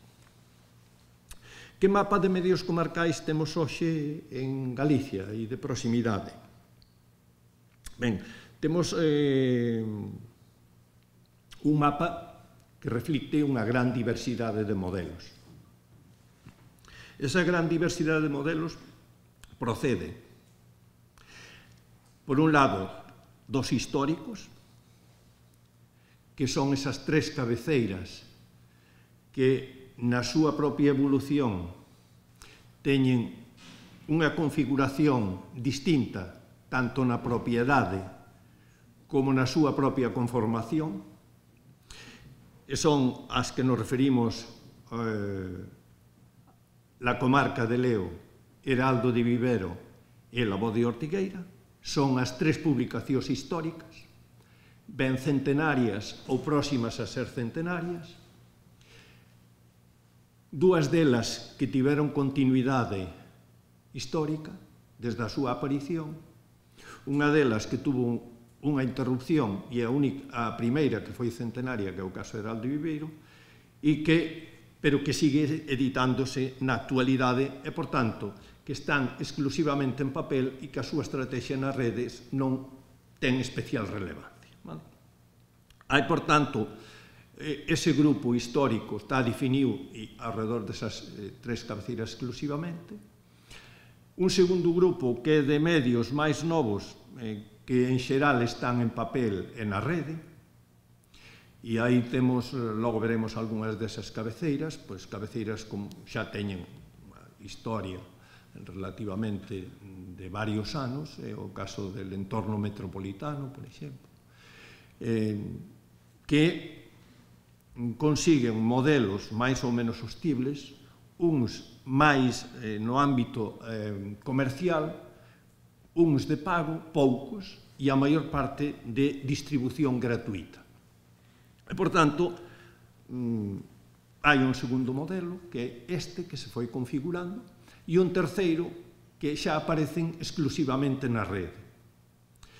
Este modelo dos medios que aparecen exclusivamente na rede tamén hai unha gran diversidade, pero si hai cuantitativamente un número de medios que aparecen na rede de proximidade en Galicia nos últimos 5 anos medra exponencialmente. É certo que moitos deles desaparecen, pero o número dos que aparecen é moito maior que os que desaparecen. Tampouco este feito de que moitas das iniciativas de proximidade desaparezan é algo que históricamente caracterizou a propia prensa comarcal. É evidente que se é a máis próxima, é a máis débil económicamente e é tamén a que moitos factores interveñen e condicionan a súa continuidade e foi o que implicou que moitos deses medios tuvesen unha vida moi curta. Isto sigue caracterizando tamén os medios na actualidade e tamén os que aparecen só na rede. Por tanto, tampouco é un elemento novo, é un elemento que na actualidade ten máis importancia, pero é algo que se repetiu ao largo da historia nos medios de proximidade. En segundo lugar, nese mapa de medios hai sempre ou unha persoa ou unha entidade que realmente son os que actúan de motor, é dicir, que interveñen e tiran para diante para que eses medios sigan tendo presencia na comunidade local. Esta foi unha constante tamén histórica. Tivo máis importancia, que pode ter na actualidade, pero na actualidade, se nos fixamos, teñen unha gran importancia.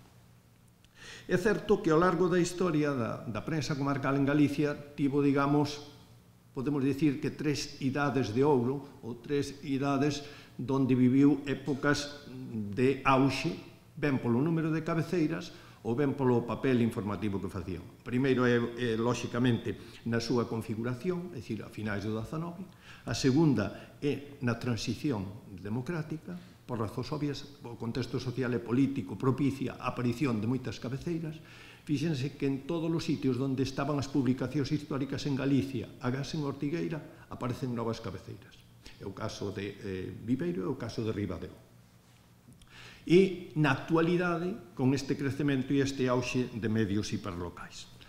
É evidente que a prensa comarcal que ten máis historia estivo ligada, sobre todo, a eses 3 apelidos, Mejeras, Neira e Fojo, pola importancia que tuveron na propia elaboración ou darlle continuidade e actuar, descansar sobre eles a continuidade deses modelos.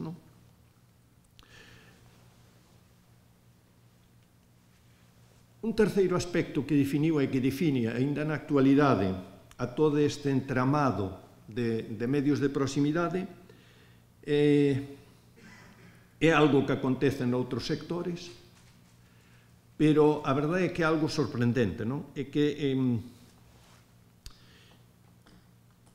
habendo un número tan importante de cabeceiras, algunhas, como digo, que ahora mismo xa teñen anos, é o caso do SIL, en Valdeorras, é o caso do entorno metropolitano, alrededor dos concellos da Coruña, etc.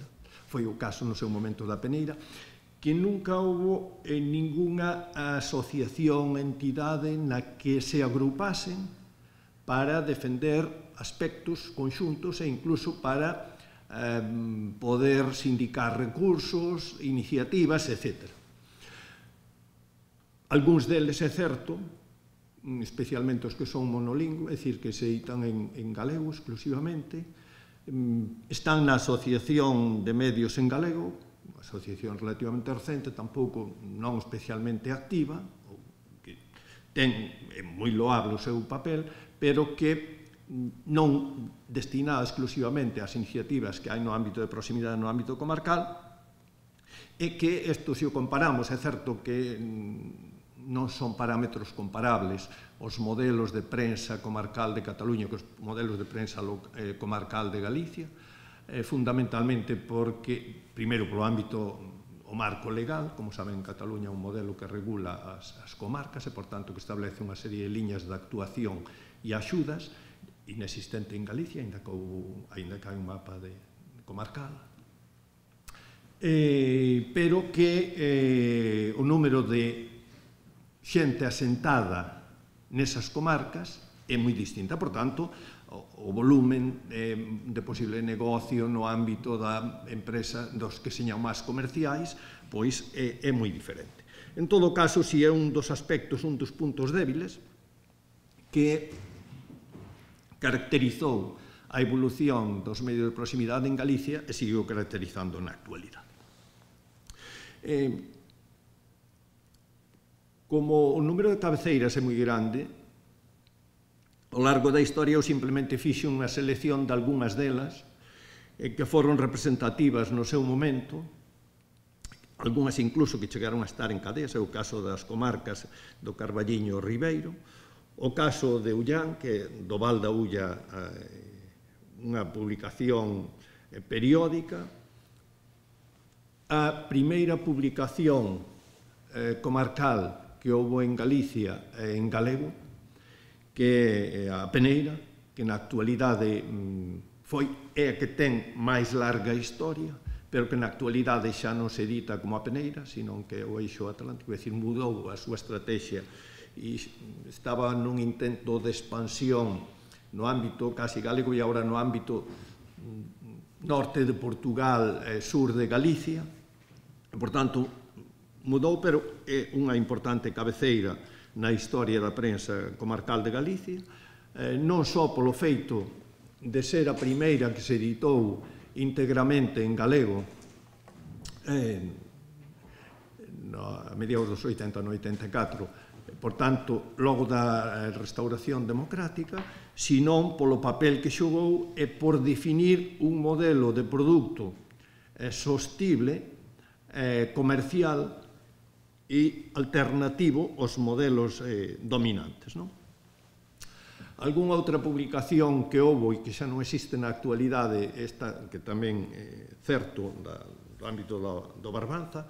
Como saben, o Barbanza ten unha das características é que, aínda que foi moi curta logo da restauración democrática, é a única comarca onde houve unha publicación comarcal diaria, e, por tanto, houve bastante auxe de publicacións comarcais, evidentemente polo seu dinamismo económico nun momento determinado e por outras circunstancias, e que tuvo unha desas publicacións foi certo. E que agora se fusionou con outra que veremos logo, que está só na rede e que pasa na costa. O SIL, que é unha publicación comarcal en papel e na rede, neste momento que está nesa Asociación de Medios en Galego e que máis tempo leva destas publicacións aparecidas logo da restauración democrática, ou unha das, desde o meu punto de vista, que plantea un modelo distinto, que xa ten un ano de vida profesionalizada, que descansa nunha persoa que realmente é unha profesional do mundo da comunicación, que vive deso con outros colaboradores e que fai esta publicación no entorno de Santiago, Teo Vivo, que participa ten un deseño moderno e atrevido e participa nel un compañeiro profesor tamén na facultade e que é desta provincia, que é o xornalista e profesor Antón Galocha, e que, sin dúbida, el non é quen a promove, pero a persoa que a promove, el si é o autor do diseño inicial deste produto, basa a súa estrategia no soporte papel e exclusivamente na rede a rede aplica unha estrategia nas redes sociais para a difusión de algúns contidos. É dicir, todo que se queremos ler todo o seu contido, temos que acceder a través do produto en papel. E unha das iniciativas que hai galego que está só na rede, que incorporou no seu momento esta outra publicación que había tamén no Barbanza e que é moi dinámica, que é Que pasa na costa, que defínese como diario digital da Costa da Morte, e que é unha iniciativa destas hiperlocais ás que fago referencia e que apareceu nestes últimos anos. Algúnha máis próxima a esta zona que é Terra de Lemos, que está na rede, o Val de Barcala, que está tamén solo na rede. Facía antes referencia ao entorno metropolitano, que está na rede en papel, que é unha desas publicacións que leva bastante tempo, mismo que el SIL, e simplemente a referencia ás históricas porque son as que, de alguna forma, teño máis relación co curso, e onde está, efectivamente, Heraldo Viveiro, como dixen, tuvo esa etapa que non se publicou, pero que xa é centenaria, é dicir, dentro do seu nacemento ata a actualidade. La comarca de Leu, actualmente, en que é propiedade do Grupo El Progreso, e la Voz de Ortigueira, que é a que nos centra un pouco o curso. E esta traigo simplemente porque é próxima e porque é a cabeceira máis antigua de prensa comarcal que na actualidade sigue editándose, que é el Oriente de Asturias, e que eles mesmos se definen como diario decano da prensa de Asturias. Ben, simplemente tres pinceladas para entender, por tanto, tres pinceladas históricas para algúns destes datos que logo me gustaría, algunhas das conclusións as que eu penso que se pode chegar, máis como aproximación e como reflexión que a outra cousa, sobre a propia evolución dos medios de comunicación de proximidade e da prensa comarcal. Como dixen antes, máis de siglo e medio é o que históricamente, período histórico, no que temos que enmarcar as nosas análises e estudios a partir del Vigía, que é esa primeira publicación que aparece non urbana, e é representativo e é significativo que entre o ano 1878 e 1900 sexa cando se consolida, por tanto, esa primeira etapa de ouro a que eu facía referencia da prensa comarcal, con cabeceiras moi importantes en Betanzos, Mondoñedo, Tui, Ribadeo, Ortigueira, Viveiro, Carril, Redondela, Marín, Noia e Vilagarcía, fundamentalmente. Fago referencia a esas localidades porque é onde había o maior número o maior número de cabeceiras.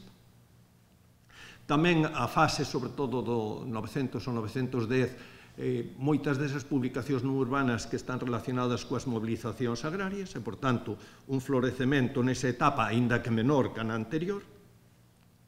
Logo baixa un número e logo, como saben, córtase radicalmente e quedan só dúas desas publicacións, no 36, o golpe de Estado, desaparecen, agás dúas, que son as que continúan. Unha das que desaparece é o Heraldo de Viveiro, aínda que logo nos anos 60 recuperase esa cabeceira. Ben, a partir deses antecedentes e desas reflexións, eu creo que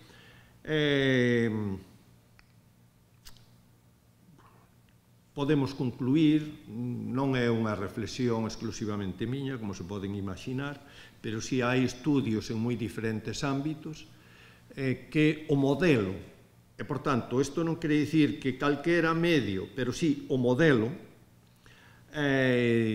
nun escenario de sociedade rede, que os tecnoglobalistas gustan denominar como de unha sociedade global, ou os máis críticos como unha sociedade mundializada, pois é evidente que o modelo é de presente, evidentemente é de pasado porque ten historia, e tamén é de futuro.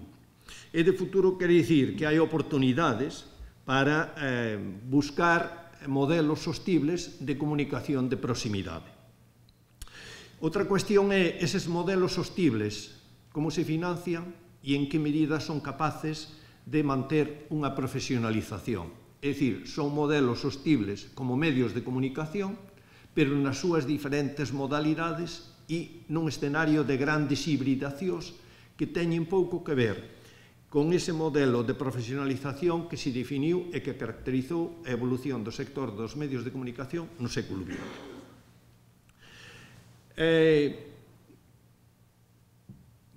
Moi brevemente, como se podría, ou como entendo que se pode xustificar esa afirmación de que é un modelo de futuro? Ben, facía referencia a esa doble simultánea dimensión da comunicación ao próximo e ao mundial.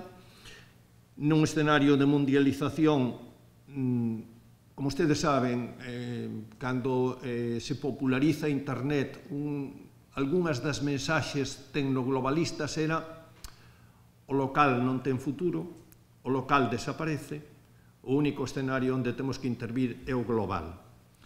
Certamente, o escenario onde intervimos é o global porque calquera medio que está na rede ten unha difusión e pode ter usuarios mundiais, pero isto non quere dicir que o ámbito de proximidade e, por tanto, o tecido que configura os escenarios das comunidades e os lazos de identidade de todo tipo teñan futuro. E estar distantes e ao mesmo tempo estar próximos é unha das fortalezas que pode ter e que ten e que xustifica a comunicación de proximidade. O segundo aspecto ten que ver a todas as dinámicas nas que nos movemos constantemente, que teñen que ver desde onde pagamos impostos, onde temos servizos, etc. Por tanto, unha serie de aspectos que si nos interesan, a parte da vida cultural próxima, a vida social, etc. Por tanto, outro aspecto que avala esa configuración dese escenario local e que alimenta as posibilidades de que eses medios teñan futuro. O terceiro aspecto ten que ver desa non só compatibilidade, sino complementariedade, por tanto, conforma a nosa forma de estar no mundo, que é sentirnos próximos ao lugar onde residimos e, ao mesmo tempo, cidadáns do mundo. Outro aspecto que tamén reforza esa idea é que só podemos tomar decisións conscientes e sabemos o que acontece na proximidade e o que acontece noutros ámbitos. Por tanto, en definitiva, a sociedade en rede crea un novo escenario, todo nos parece máis próximo e, ao mesmo tempo, estamos mellor intercomunicados. A miña primeira conclusión, polo tanto, é que hai futuro para os medios de proximidade. E, evidentemente, o desafío, pois, como para calquera iniciativa de comunicación, é conquistar ese futuro día a día coas distintas estrategias que se poden aplicar. Que é o que nos dice o escenario da comunicación no ámbito mundial? É dicir, cando analizamos non só o micro, é dicir, o noso escenario, o noso espazo de comunicación, o espacio galego, senón outros ámbitos. Ben, hai unha doble simultánea tendencia á comunicación, o mundial e o local. Isto hoxe, é dicir, non porque o popularizou pois Manuel Castells, que é un dos científicos sociais máis referenciados no ámbito mundial, pero sí que dalle ese aval as reflexións e os seus estudos a esa doble simultánea que, en xeral, comparten a maior parte dos teóricos estudiosos no ámbito das ciencias sociais. O segundo aspecto que eu creo que é significativo é que a propia evolución empírica, é dicir, na práctica, esa convivencia que caracterizou históricamente os medios de proximidade cos medios que intentan ser máis globais. Pero fíxense que medios globais realmente no escenario mundial temos moi poucos. É dicir, son grandes cadeas, grandes corporacións, o resto ocupan máis ben ese espazo que algúns teóricos falan de mesocomunicación, é dicir, intermedios e, por tanto, ámbitos intermedios no escenario mundial.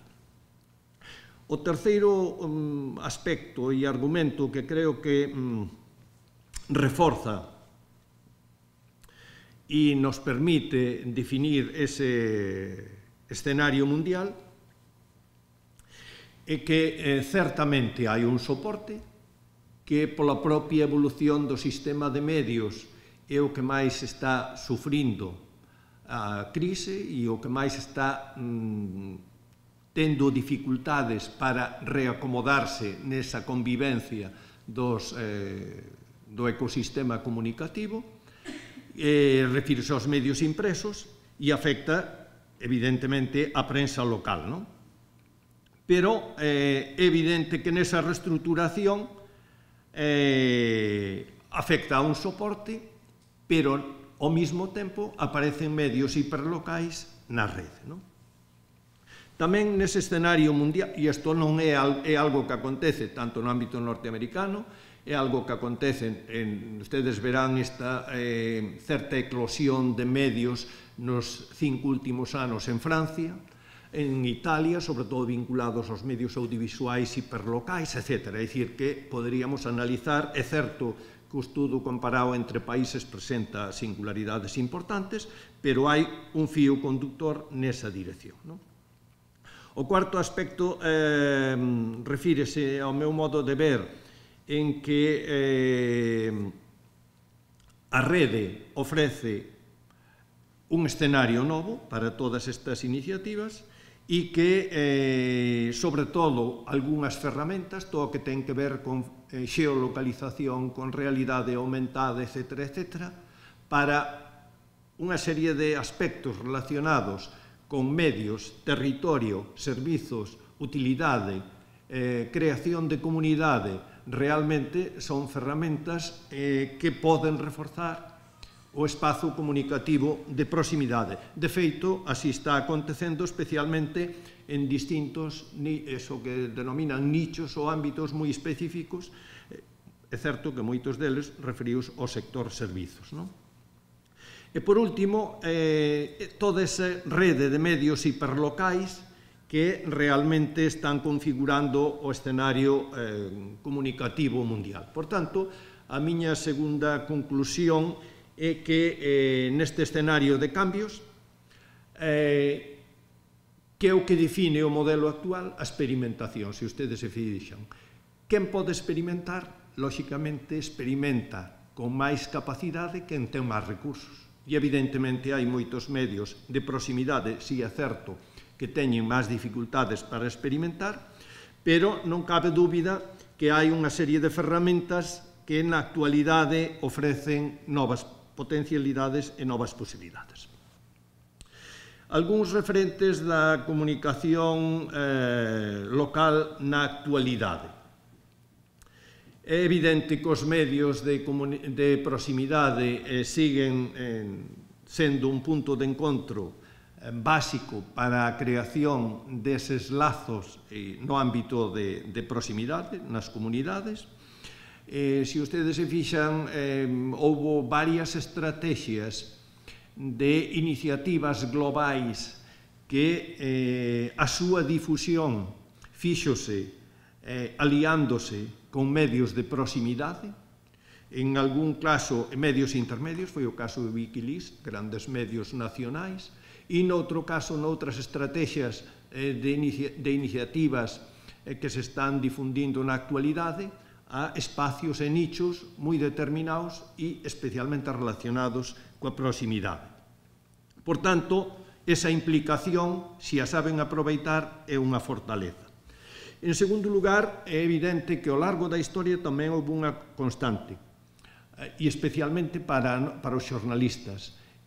Realmente, onde se practica o xornalismo máis vivo e máis dinámico, con todas as súas debilidades, con todas as súas ataduras, pero tamén con todas as súas fortalezas de ir, ver e contar, e, por tanto, de vivir as historias no ámbito local. É unha constante que ustedes escoitarían pois de moitos autores que temos de referencia ou moitos xornalistas coñecidos ou xornalistas de premios Nobel de literatura, desde García Márquez hasta xente moito máis próxima que ten reflexionado sobre os seus comezos nos medios de proximidade, nos medios máis local. Falamos de que a sociedade necesita unha maior democratización, maior transparencia, lei de transparencia, todos estes aspectos tan importantes para o funcionamento dunha sociedade democrática máis viva, é evidente que os medios de proximidade teñen algo que poden ofrecer. Isto non quere dicir que todo o panorama de medios existente este ofrecendo eso, pero sí é certo que é unha fortaleza e un ámbito que, evidentemente, como sepan aproveitalo, sí pode convertirse nunha fortaleza para intervir no futuro. É evidente que, en boa medida, se eses medios se deben ás comunidades, a súa capacidade para tecer alianzas coa sociedade civil ali onde interveñen vai determinar tamén que señan máis ou menos fortes. É evidente que os medios de proximidade son os que teñen máis historia, ten a súa xustificación, son os que teñen máis historia porque cando naceron os primeiros medios de proximidade as limitacións tecnolóxicas impedían teren outra configuración, se é a principal razón, é certo, pero tamén quizás por eso son os que teñen máis experiencia e, por tanto, desas experiencias quizás poden aproveitar capacidade para intervir no futuro. Por tanto, tratando de ver eses aspectos positivos, a miña terceira boa noticia ou conclusión, se ustedes o prefiren, é que a democracia é o mellor sistema político dos coñecidos, quizás compartimos eso, e, por tanto, os medios de proximidade, que son un elo básico para o funcionamento dese sistema, pois poden convertirse nunha fortaleza. E, para non estenderme moito máis, a partir destas breves pinceladas, a miña reflexión final ou a mensaxe final é que falar hoxe de prensa comarcal implica falar de medios de proximidade, falar hoxe de prensa comarcal implica falar de, nunha forma eufemística, no conxunto de medios á marxe do seu soporte. Evidentemente, se falamos de prensa, falamos de impresos, vale? Pero isto é como falamos de periodismo, falamos de periódico, pero hoxe é instantáneo, non é só, é dicir, os periódicos xa teñen outras dinámicas. Nese sentido, me refiro, constitúen os medios de proximidade un modelo de comunicación actual na sociedade global. E digo que constitúen un modelo de comunicación actual porque son capaces de aportar algo no escenario comunicativo. E se nos fixamos no escenario comunicativo hai distintas dimensións, eso que algúns autores falan das capas da cebola, e entre todas aportan unha visión de conxunto e configuran a oferta no ecosistema comunicativo actual. Cal é, por tanto, o desafío, ou onde está o desafío para a comunicación local, para a prensa comarcal e para os medios de proximidade? Efectivamente, en conseguir que esas iniciativas sexan sostibles. E que sexan sostibles é de utilidade para a comunidade, pero isto tamén foi unha constante histórica. Tanto naquelas cabeceiras que conseguiron sobrevivir, incluso aquelas que naceron vinculadas a un partido, é dicir, cando era prensa de partido, por tanto, que tiña unha dependencia directa. Na segunda fase, cando eses medios máis comerciais teñen unha adscripción ideolóxica, é dicir, que se sitúan, como se sitúan na actualidade, estén ou non estén en papel, estén ou non estén na rede, sitúanse próximos porque teñen que definirse, por tanto, teñen unha liña informativa, a marxe de que no ámbito de proximidade queiran ser máis ou menos transversais, detrás de cada medio hai sempre unha forma de entender o mundo ou varias formas de entender o mundo. E, por tanto, esa é a realidade e ese é o gran desafío. Hai, efectivamente, como lles dicía, medios que aportan, e este é traigo porque é un dos últimos, e porque é distinto, quizás, pero é que, ao lado desto, temos todas estas grandes redes que existen de medios de proximidade hiperlocales no ámbito mundial. Esta é unha delas. Esta é outra no ámbito norteamericano, esta é outra hiperlocal de unha gran cabeceira global, que é o caso do New York Times, esta é unha dos Países Baixos, é dicir, podería estar poñendo de cada país toda unha serie de iniciativas que neste momento hai no ámbito de medios hiperlocais. Polo tanto, a miña consideración final é tratar de xustificar o título que lle puxen a esta intervención que quería compartir con vostedes, é que o principal obxectivo é intercambiar puntos de vista, porque moitos de vostedes teñen experiencias tamén en todo isto e, por tanto, non hai nada predeterminado sobre o futuro de esa comunicación de proximidade e, nomeadamente, da prensa comarcal e dos medios de proximidade. O que si está predeterminado é que temos toda unha experiencia histórica, é dicir, temos toda unha herdanza no ámbito da comunicación de proximidade, por tanto, hai unha tradición de perceptiva de modelos establecida que foi capaz de sobrevivir ao largo da historia, con distintas etapas e propostas, e que na actualidade, a partir deses modelos, se configurou un sistema que podemos considerar moderno, ou actual, se o prefiren, sería quizás máis correcto, no que hai diversidade de modelos, hai unha gran diversidade de propostas que teñen presente porque existen, evidentemente, e que, ao meu modo de ver, teñen futuro, e ese futuro dependerá basicamente de dúas cousas: da capacidade de xenerar modelos sostibles, por tanto, non só modelos de negocio, sino modelos sociais sostibles, e, por outro lado, que o básico de todos estes medios de proximidade, o seu futuro estará sempre condicionado á utilidade ás comunidades e, por tanto, á proximidade, e non só que señan útil, sino que teñan o recoñecemento desas comunidades, porque cando facemos algo pensamos que é útil, pero é necesario que esas comunidades recoñezan o noso traballo. E, por tanto, eu creo que sí, que a prensa comarcal ten tradición e modernidade e, por tanto, sí ten futuro. E este era o que, con isto, remataría a miña intervención. Gracias.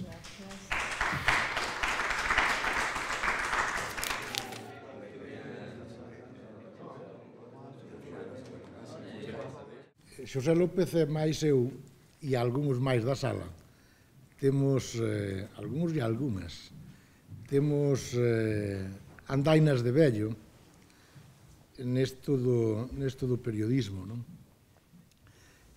E eu estou, a verdade, que moi contento por poder participar aquí, e para falar nestes actos que, de alguna maneira, podíamos entendelos como actos de conmemoración do centenario de un periódico como La Voz de Ortigueira. A Voz de Ortigueira, que naceu en Ortigueira, e vou dar moi pouquiños datos, porque xa os conocedes da zona, do municipio, pero que de alguna maneira poden significar ou poden dar a entender o que a necesidade de ter medios locales propios. É dicir, o Concello de Ortigueira, cunha superficie de 265 km cuadrados, tiña ata a súa segregación, a segregación de 1988, 27 parroquias. 27 parroquias que non vou enumerar, pero que 5 delas segregáronse co Concello de Cariño, quedaron co Concello de Cariño, e Ortigueira quedou con 27. E tiña unha situación de incomunicación total, absoluta incomunicación, por calquer vía, sobre todo a principios do século pasado. E desde o principio tiña unha población enorme. É dicir, o Concello de Ortigueira tiña 18.000 habitantes a principios de século, e nos anos 40 tiña 22.000 habitantes. É dicir, era unha población ben considerada e ben considerable. Sin embargo, na actualidade, é dicir, nos datos aportados do último censo, pois son 6.136 os habitantes de Ortigueira e 4.167 os habitantes de Cariño. Por lo tanto, uns 10.000, é dicir, que desde os anos 40 perdeu bastante máis da mitad da poboación, e cada vez vai a menos. Por lo tanto, naquela época era necesario, conveniente, imprescindible, ter sistemas que permitiran ter unha intercomunicación entre toda aquela población.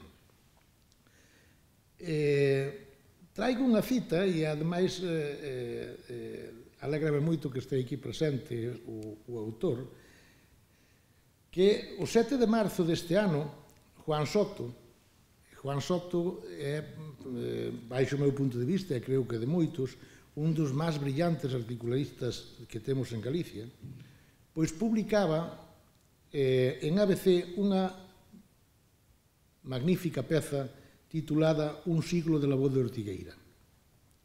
E comenzaba asegurando que el mero hecho de su edición y de su distribución es ya una proeza, y el conseguir conservarla viva durante una centuria constituye un verdadero milagro de la filantropía. Despois de narrar paisaxes nesta reportaxe, neste artículo, paisaxes moi interesantes, e despois de apuntar que la voz de Ortigueira é o vicedecano da prensa comarcal galega, o decano é, dice o Juan Soto, e é certo, el Heraldo de Viveiro, que xa é centenario dende 2012. Remata o artículo Juan Soto dicindo que, mientras exista un ortegano, aguantará en pie la voz de Ortigueira. Por eso estamos seguros de que su centenario no pasará inadvertido ni al Concello ni a la Diputación de su provincia. Será ocasión pintiparada para el reconocimiento que todos los gallegos debemos a aquellos de nuestras cabeceras que anteponen la humildad de lo local a la soberbia de lo universal y la sencillez de lo propio a la petulancia de lo ajeno, que sea por muchos años. A actual propietaria e directora da Voz de Ortigueira, Mari Carmen Fojo, neta do fundador e filla de David, do seguinte, é a terceira xeneración, di que este periódico non é vello, pero que sí está cansado, que La Voz de Ortigueira está cansada, dice ela, nun editorial que saliu precisamente onte, ou hoxe. Primeiro foi Jesús, logo foi o seu fillo David, e agora é a neta do primeiro e filla do segundo, Mari Carmen, quen ten a responsabilidade e fai o traballo para que o semanario sega cada semana atendendo a cita dos seus lectores dende o 4 de xuño de 1916. É un orgullo para a xente do Ortegal, para os emigrantes, fillos e netos de emigrantes, para os xornalistas da zona que andan polo mundo escribindo, traballando en diversos medios de distintas empresas, para os lectores, para o mundo da cultura e do periodismo. Sabedes que en Ortigueira é un dos lugares de Galicia donde máis periodistas hai por metro cuadrado. Moitos deles en postos de relevancia fora de Galicia, pero tamén aquí.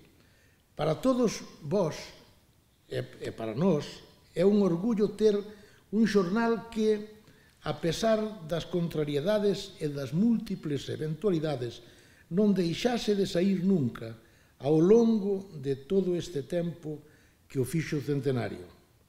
La Voz de Ortigueira chega aos 100 anos despois de longas e de difíciles circunstancias, e chega despois de milleiros de batallas gañadas e de batallas perdidas, despois de ver como quedaban no camiño moitos xornais que tiñan tamén por principio a defensa dos intereses dos lugares onde nacían e onde se desenvolvían, dos que, moitos deles, dos que falou antes Xosé López na súa intervención. Ortigueira podemos considerala como unha das zonas máis importantes de Galicia polo florecer da prensa comarcal, sen esquecer a importancia e o prestixio de outras cabeceiras, como a comarca de Leu, de Ribadeo, o Heraldo de Viveiro, tamén de principios do século pasado, e os dous vivos aínda coleando. Antes de nacer, La Voz de Ortigueira, xa había unha certa tradición xornalística na comarca, periódicos que axudaban a coñecer as potencialidades da zona, que facían de nexo de unión entre o vecindario, os emigrantes e os visitantes, periódicos que contribuían e fortalecían o desenvolvemento económico da comarca a través do desenvolvemento cultural. O primeiro foi El Horizonte, 1883-1886, un periódico de interés generales, que se editaba en Cedeira cada 3 días o mes, e que aproximadamente ao chegar ao segundo ano foi a imprimirse tamén en Ortigueira na imprenta Fojo, unha magnífica e tecnificada imprenta da época e que agora ten preciados elementos que, aínda que están en desuso, siguen esperando a que poidan integrarse nun proxecto, probablemente un proxecto museístico, que sirva para ensinarlle aos mozos como foi o pasado e como traballaban os seus ancestros. Quizáis non sexa esta o lugar máis axeitado, pero permítanme que narre brevemente unha intención, ou mellor dito, unha ilusión que podría ser un ben para a Mariña e para a zona do litoral cantábrico, dende Ribadeo ata o Ferrol. Aproveitando as circunstancias que corren, sería de gran interese conservar, coidar e ensinar os elementos de impresión que temos nestas zonas que enumerei e crear un museo focalizado en 3 puntos, ou con 3 sedes, en Ribadeo, en Viveiro e en Ortigueira, para que todos os cidadáns destas zonas de Galicia e os visitantes puideran coñecer como eran as fábricas de cultura na época, como eran os sistemas de impresión, de maquetación, de elaboración de xornais, libros e moitos materiais gráficos de tanto valor aínda hoxe, e a pesar de seren sustituídos polos medios electrónicos ou tecnolóxicos. Un museo didáctico de ámbito galego e carácter público para que os estudantes de calquer colexio de Galicia puideran coñecer o que foi e a importancia que tivo para a construción do país a imprenta e os produtos que dela saían, con implicacións enormes na cultura e na economía. Este museo tería tamén unha positiva implicación educativa, axudando aos mestres de forma transversal na súa tarefa didáctica. Que bonito sería se poidéramos ofertarlles aos escolares de Galicia unha visita ou un recorrido histórico a través dos elementos que formarían parte deste centro. Sería ensinarlles algo que de perderse nos vindeiros anos xa non volveríamos a recuperar nunca máis. Mari Carmen Fojo ten preparada unha exposición en Ortigueira montada coa colaboración do Concello que vai dar luz á miña proposta. Pero se é conveniente cuidar e manter ese patrimonio material de máquinas, tipos de letra, gravadoras, clichés, linóleos, planchas, prensas, etc., tamén é importante manter e cuidar os exemplares de periódicos, libros, folletos, programas de festas, de miles de actos e poñelos ao servicio dos estudosos e dos investigadores para que teñan fontes que lles permitan interpretar a historia e escribila.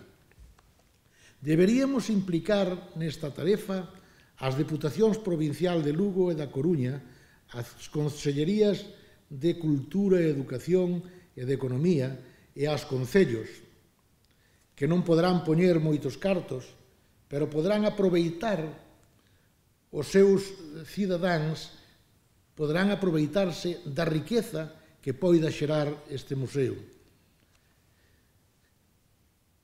Temos, ademais, nesa zona unha enorme concentración de medios de comunicación con delegacións de La Voz, con delegacións del Progreso, e temos aínda vivos os outros periódicos comarcais.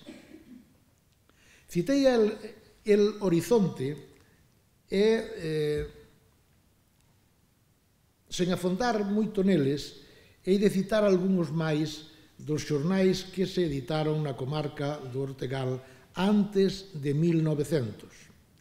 Entre eles, Faro do Ortegal, El Ortegal, El Cabo Ortegal, El Condado de Ortigueira, a revista Ortegana, denominada periódico bimensual independiente, El Eco de Ortigueira, semanario político literario de noticias que aparece precisamente en 1899. E xa entrados no novo século, en 1902, sae El Eco Ortegano, en 1905 e 1907 aparecen respectivamente El Escolar e Faro de Veiga. Os dous merecen atención especial polas súas especificidades. Tratábase de dous periódicos escolares elaborados polos estudantes, tutorizados polos seus mestres. El Escolar, que empezou chamándose El Gallego, era obra do mestre José María Laje e dos seus nenos, estudantes da Escola Pública de Ortigueira. Ao desaparecer, en 1907, o mestre Manuel Rodríguez Molinos e os nenos do Colexio de San Adrián fundan El Faro de Veiga, que se define tamén como periódico mensual de los niños.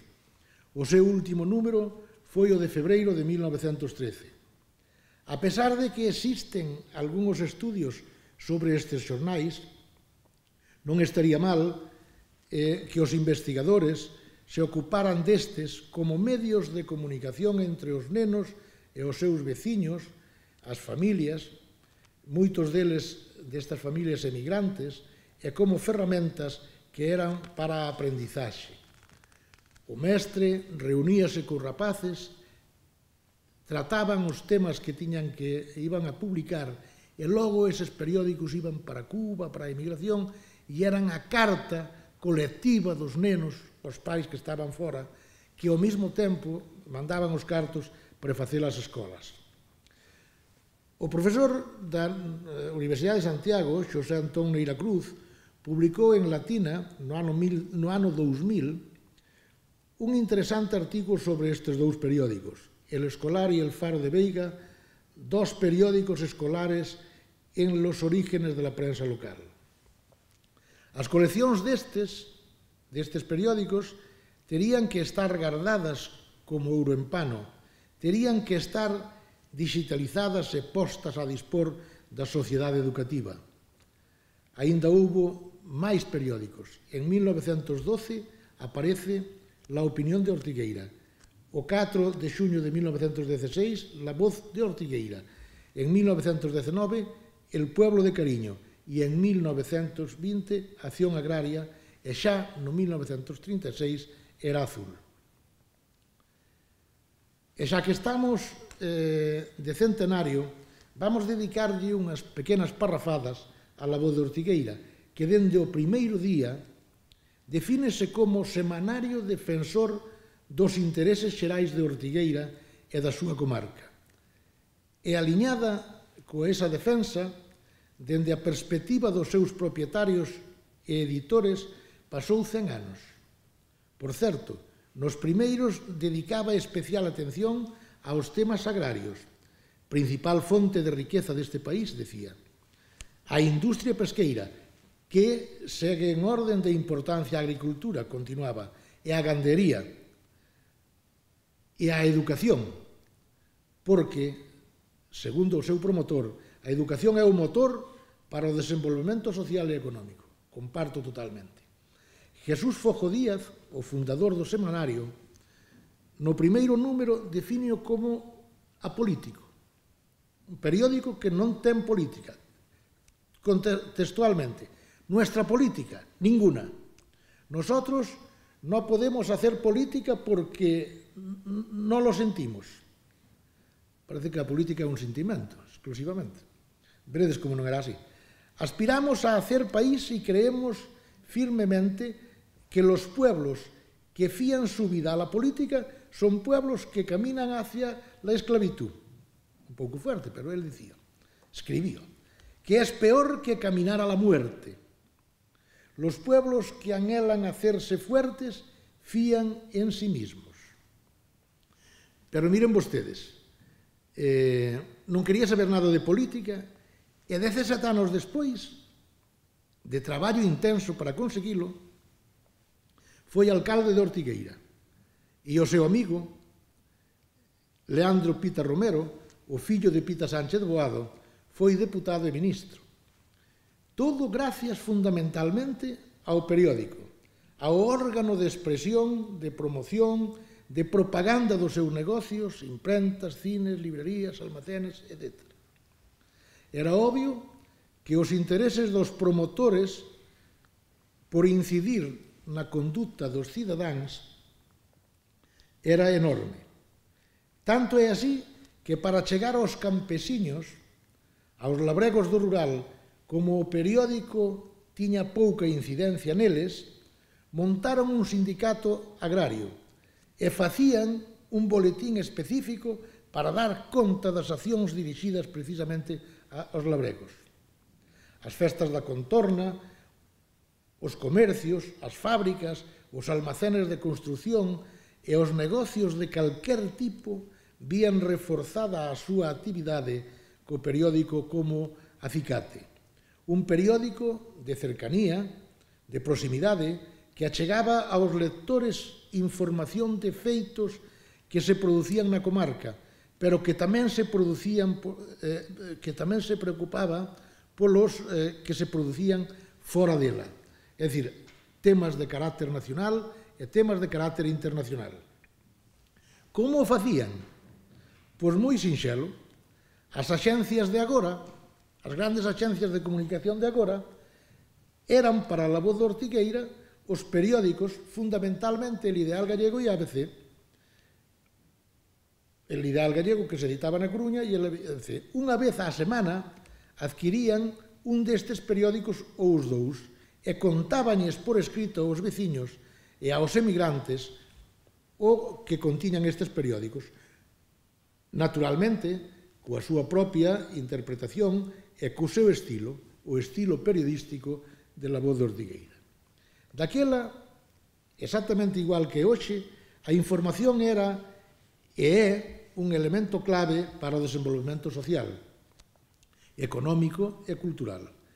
Así, a prensa local e comarcal contribúe a avanzar en todos os eidos. Intercomunicar aos veciños e aos lugares, dar a coñecer a forma de ser, a forma de pensar, a forma de entender as xentes da localidade, crear e coñecer e facer que fora se coñozan cales son as características da localidade, as características dos servicios, dos eventos, todo o que pasa no concello é de por sí unha riqueza que xera, indiscutiblemente, máis riqueza. Con isto, xa que vamos mal de tempo, remato, agradecendo a atención prestada a todos vostedes, dándolle as gracias aos directores deste curso, a profesora González Rey e ao profesor López García, por darme a oportunidade de dicir estas poucas cousas que moito me agrado de contarlles. Gracias.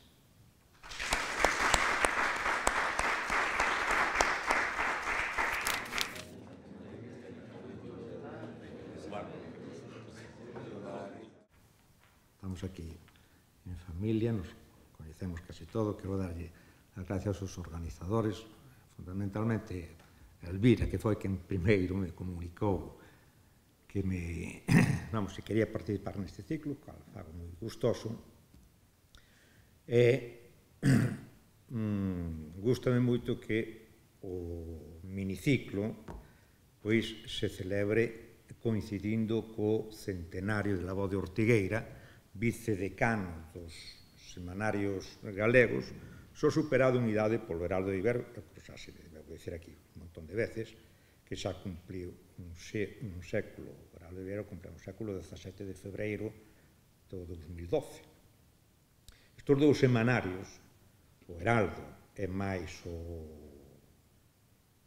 Laboe de Ortigueira, siguen vivos e chegan cada semana a mans dos lectores, gracias ao esforzo enorme, casi heroico, dos seus editores, que os sacan sin axudas prácticamente de ningún tipo, e sin outros ingresos que os que lle proporcionan as insignificantes tarifas de publicidade para o comercio local e unhas cuotas de suscripción meramente simbólicas e moitas veces, moi frecuentemente, incobradas. Eso, en fin, o coñezo de mao direita. A mí pareceme que a prensa comarcal a quen se dedica, a prensa local a quen se dedica a este miniciclo, está vivindo os seus últimos estertores. Engolidos os seus últimos focos de resistencia en Viveiro, en Ribadeo, en Lugo, realmente xa só en Viveiro, porque a Laboe de Ortigueira se imprime en Viveiro e a comarca de Leo se imprime en Lugo, solamente en Viveiro, engolidos estes últimos estertores, penso eu, por a política que siguen as cabeceiras maiores, que sigue unha política un pouco homologable á política comercial das grandes superficies, é dicir, acabar coa competencia, por ínfimas que sean as dimensións desa competencia, para facerse con monopolio do mercado. Pero non estamos aquí hoxe para entonar ninguna exequias, verdad, anticipadas, senón para traer a memoria de todos nós un periódico modesto, pequeno, de vida corta, modestísimo, máis ben, que se editou en Foz, e que, na miña opinión, é representativo dos perigos que acarrexa a crítica, máis a crítica social que a crítica política, máis a crítica social, e se quere personal, máis que a crítica política, sobre todo cando se exerce sobre ecosistemas sociales pequenos, cativos, e se desenvolve mergullándose nas sempre perigosísimas augas do humorismo e do sarcasmo. Antes, eu penso que ahora tamén, nos povos pequenos, se perdona mellor, se perdona máis facilmente unha deuda de cartos, unha deuda económicas, que unha burla pública. Eso, que era moi vixente nos anos do Guauau, eu creo que hoxe mantense todavía con gran vixencia. O Guauau era un periódico que saliu no ano 1906 e que proclamaba as súas intencións de mordisquear, de facer crítica a base de sarcasmo un pouco, a veces, falto de consideración e a veces de absoluto respeto, ou, mellor dito, de un máis elemental respeto. O proclamaba xa desde a propia cabeceira, o Guau, chamábase. O proclamaba tamén na súa peculiar enumeración, non na numeración ordinal, el enumerábase por ladridos, primeiro ladrido, segundo ladrido, terceiro ladrido, tal. e o proclamaba tamén na súa propia genealoxía, porque el se reclamaba, decía, hijo putativo de un humor perro, decía el que era. Realmente, en fin, eu creo que eso é realmente a paternidade do guau-guau, ao menos unha paternidade de estilo, de veciñanza, corresponde a outro periódico que se edita en Foz 3 anos antes, El Automóvil, cuyo primeiro, e non me atrevo que dicir único número, circula por aí a especie que é o único número que se publicou, eu non me atrevo a dicir tanto, cuyo primeiro e único número que eu coñeza, pero non me atrevo a dicir que sexa o único número que saliu en xullo de 1903. El Automóvil, periódico sin desperdicio, que poñía na cabecera. El Automóvil era un periódico que xa contén todas as características que van a constituir a peculiaridade, a sinal de identidade do guau-guau. A burla, o sarcasmo, el meterse cos poderosos da vila, el atacar a cursilería social, todas esas cousas van a caracterizan o Automóvil e van a caracterizar ao guau-guau. E, ademais, que o guau-guau é fillo aparte de Compoblán, fillo no seu estilo do Automóvil, o proba o feito de que xa 3 dos promotores do guau-guau van a estar no Automóvil. Xa están no Automóvil. Un deles, Noriega Varela. Outro deles, un personaxe singular que está en Foz naqueles anos, que é don Constantino Vázquez, que é un mero comerciante, importante, ten unha tenda desas polivalentes, de ultramarinos, ferretería, papelería, etc., que será o que poña os cartos para a edición do guau-guau. E tamén outro personaxe moi tenado que falaremos despois, que é Antón Villar Ponte. A estes tres se lles une no proxecto do Automóvil outro personaxe curiosísimo que en Foz debían estudiar un pouco, os estudiantes de xornalismo de Foz debían dedicarlle un pouco, os historiadores, que é un señor, un teniente do posto de carabineros de Foz, que se chamaba don Juan Cueto Ibáñez. O señor Cueto Ibáñez é un militar masón, moi interesante, procedía do corpo de infantería e pasouse aos carabineros. Botou un ano solo en Foz, aproximadamente un ano e 14 meses en Foz, que coincide ca edición do guau-guau. E este señor don Juan Cueto Ibáñez fará despois unha carreira como militar moi importante nos anos da República, a morrer, a fusilar en Bilbao, morrerá en junio de 1937, despois da toma de Bilbao polo exército franquista. Morrerá fusilado, pero tuvo cargos moi importantes, militares, da responsabilidade militar durante os anos da República. O Automóvil, eu solamente coñezo, e solamente creo que he coñecido un só número, verdad? Pero non digo, insisto, que sea o único que apareceu. Todas as colaboracións, ten 4 páxinas, todas as colaboracións son anónimas.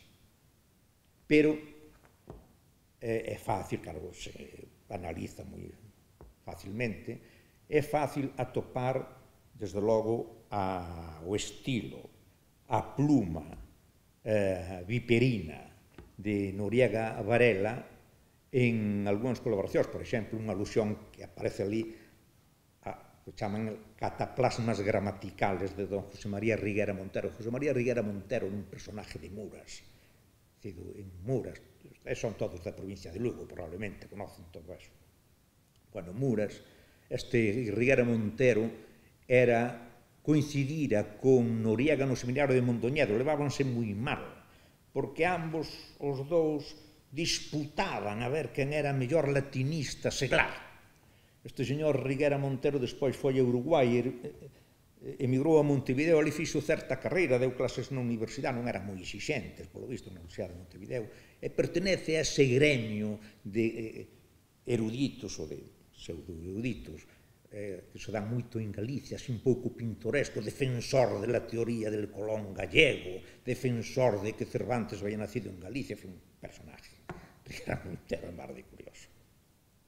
Este periódico, l'Automóvil, o pai do Guau Guau, se imprimía nunha imprenta asturiana, unha imprenta de Luarca, de don Ramiro Pérez del Río García, unha imprenta interesante, tiña unha máquina a vapor. E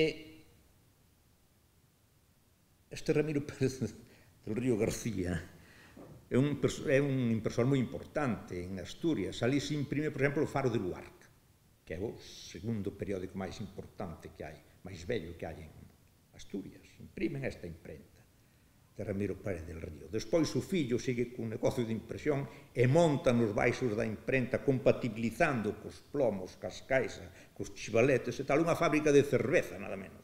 Personaje pintoresco. Este Ramiro Pérez del Río. Non deberon quedar moi descontentos os promotores do Guau Guau do trato dispensado por este impresor asturiano, porque o ano seguinte do Automóvil, Noriega Varela entregoulles a esta mesma imprenta a primeira edición para que se imprimir ali, a primeira edición de Montañesas, ese libro que hoxe con engadidos e supresións, máis ben engadidos, algún hábil supresión, coñecemos co nome de Duermo. Ese imprimiuse nesa imprenta. Por que, cabe dicir, por que se, habendo, porque claro, no ano 1903, que sale o Guau Guau, sabía imprentas de máis proximidade a Foz que a de Luarca. Había imprentas en Ribadeo, había imprentas en Mondoñedo, había imprentas en Viveiro. Eu creo que por unha sinxela razón. Eu creo que os originales se levaban en papel a mão e os impresores, non, mire, isto é un panfleto, isto se mete con fulanito, menganito, había claves locales moi claras, eu non me meto en líos. Entonces foron a esta imprenta de Ramiro Pérez del Río. Esto mesma razón de o temor a que a xente se molestase e tal, é a que explica que, claro, que todas as colaboracións foran anónimas. A aparición do Guau Guau é unha aparición relativamente tardía, porque o Guau Guau sale, nace e morre no ano 1906, xa saben máis que a min do Guau Guau, seguramente, que eu non son especialista no Guau Guau, vamos. Pero nace e morre en 1906. Claro, na historia do xornalismo lugués, do xornalismo local, o Guau Guau é bastante tardío. O que moitos consideran o primeiro periódico de Mondoñedo, El Eco del Comercio, é de 1843, nada menos. Pois, La Cuenca de Leo, por exemplo. La Cuenca de Leo, de Norberto Cascante, é de 1866.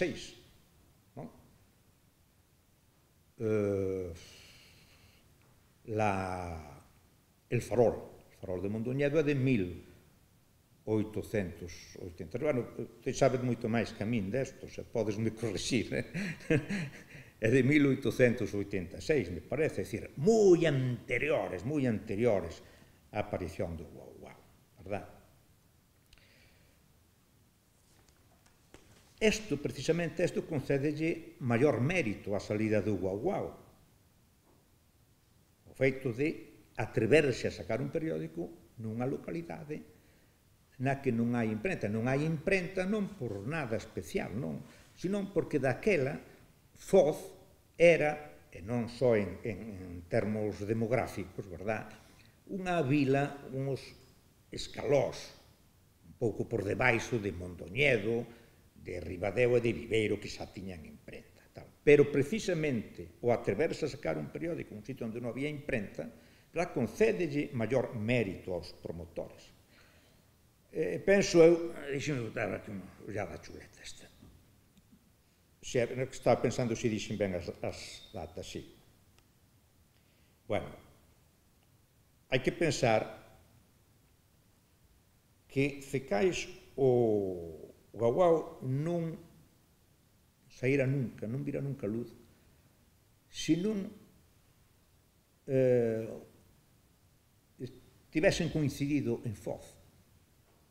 Tres personaxes, os tres que os poñen en marcha, moi peculiares, cada un o seu estilo. Un deles xa falamos, o mestre e poeta Noriega Varela, o boticario e xornalista Antón Villar Ponte, e o vista de aduana e esperantista don Camilo Cela Fernández, el padre del premio Nobel, verdade, Camilo Cela Trúlogo.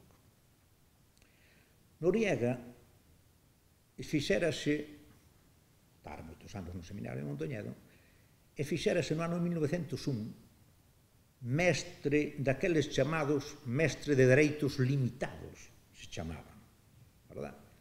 Non era, había os de dereitos plenos por vocación e os de dereitos limitados que chegaban a desempeñar a unha escola, verdad?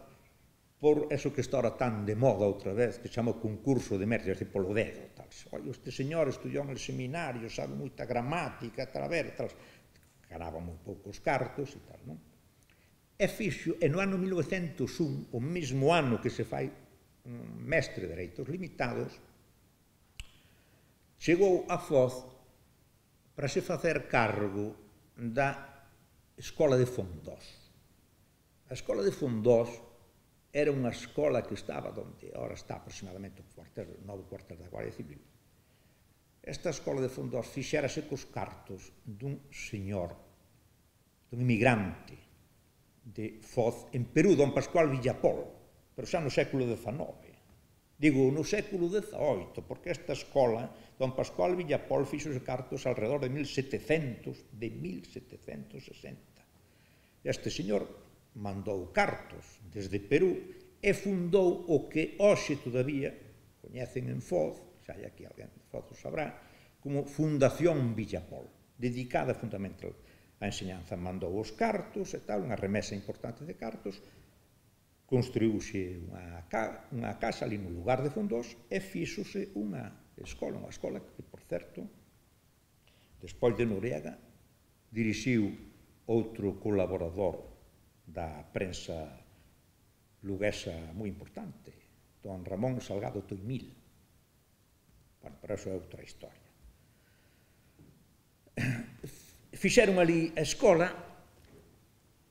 da que se fixo cargo, 1901, xa con 30 anos cumplidos, Noriega Varela. A escola, os escrúpulos pedagóxicos, eu creo que non eran moitos, porque a propia escola tiña na parte baixa unha parte, uns metros cuadrados da parte do baixo do local, era depósito municipal durante unha temporada. Metían ali aos que detenían antes de que os levaran a Mondoñedo, estaban ali detidos cos rapaces, era unha cousa tremenda. E estaba ali mismo o fogar, a casa do mestre, folgada por unha pequena horta, tal, unha pequena zona asardinada. Sí. Noriega botou 10 anos en Foz. Tuvo tempo de contribuir á historia do xornalismo local, sabimos que contribuiu á fundación do automóvil, á fundación do Guauau, botou moza, casou con ela, con Ramona Bello, unha moza labrega que era 10 anos máis nova que a ela, coa que tuvo 6 fillos, nada menos. E fixo moitos amigos, bastantes amigos, pero tamén fixo algúns enemigos. Eso é inevitable, non? En Foz. Este é un dos personaxes. Ao mesmo tempo, en 1901, que chega á Escola de Fondós, don Antonio Noriega Varela, chegou tamén a Foz Antón Villar Ponte, que viña a facerse cargo da farmacia da Espiñeira, da antiga carreteira da Espiñeira, verdad?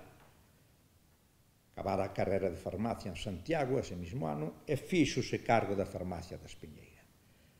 Antón Villar Ponte era un periodista dunha vocación xa moi arraigada e moi precoz, moi precoz.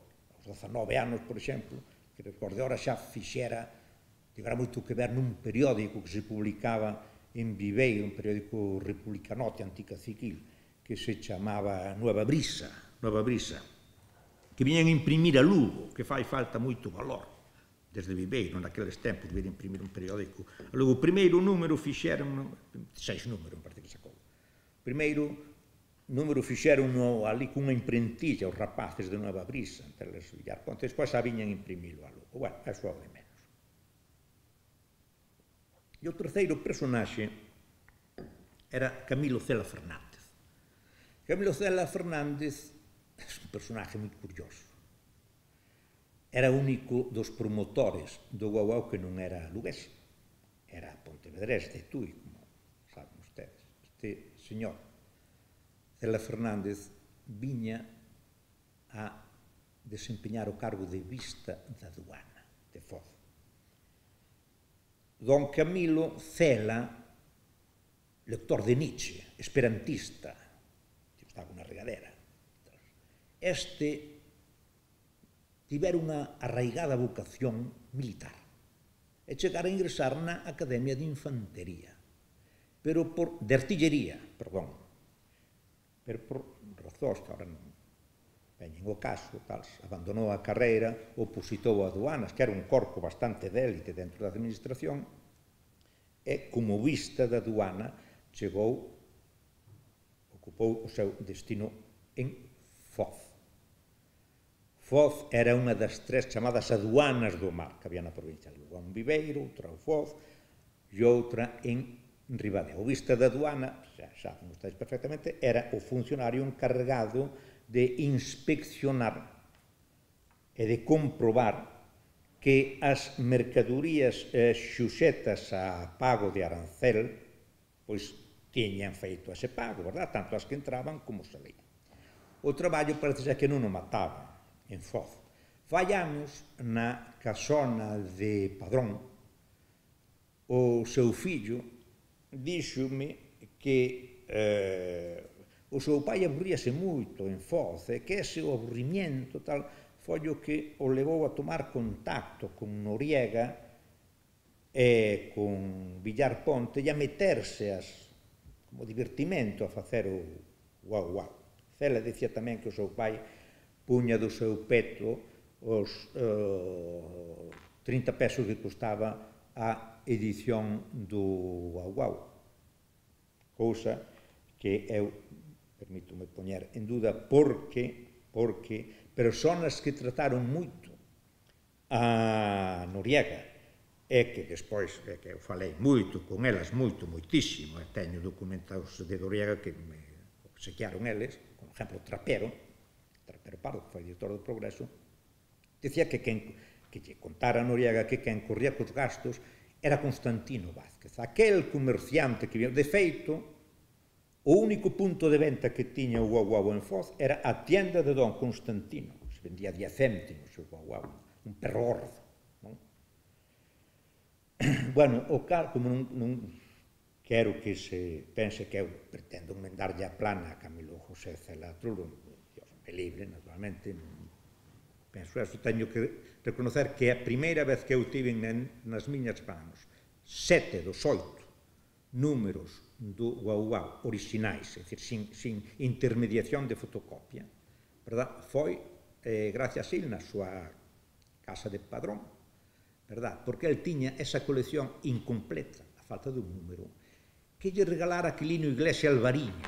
Aquilino Iglesia Alvariño era moi amigo, fixérase moi amigo de Noriega, era moi admirador, pero fixérase moi amigo de Noriega desde que Aquilino xa no ano 33, na revista Nós, publicara un artigo sobre o poeta da montaña.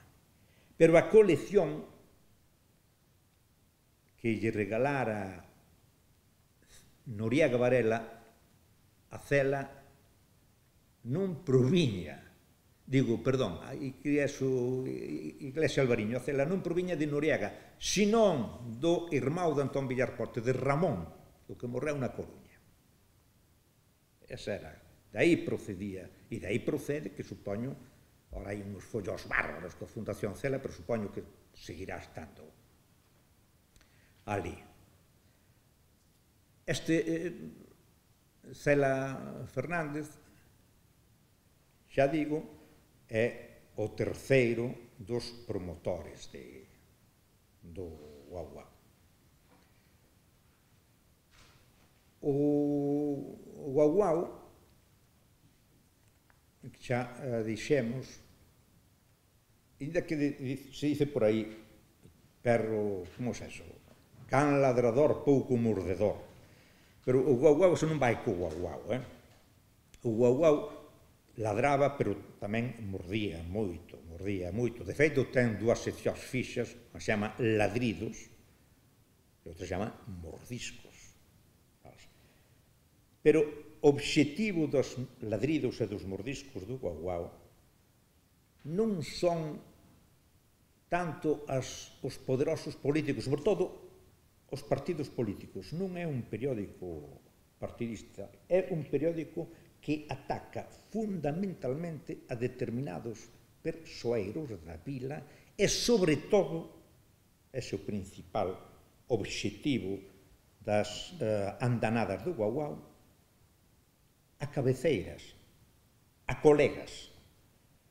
Todo ello entremezclado con algunhas contas pendientes personales, fundamentalmente de Noriega, que viñan moi de atrás da época do seminario, de cousas. Noriega, que era admirable, moi boa persona, cando se puña así a molestar a xente, o ferrete, tal, era un home moi difícil, moi difícil. O Guaguao saca 8 números. Saca 3 números de 4 páxinas, 4 números de 8 páxinas e un número que é o último de 10 páxinas. Todas as colaboracións do Guaguao, todas son anónimas, excepto 3.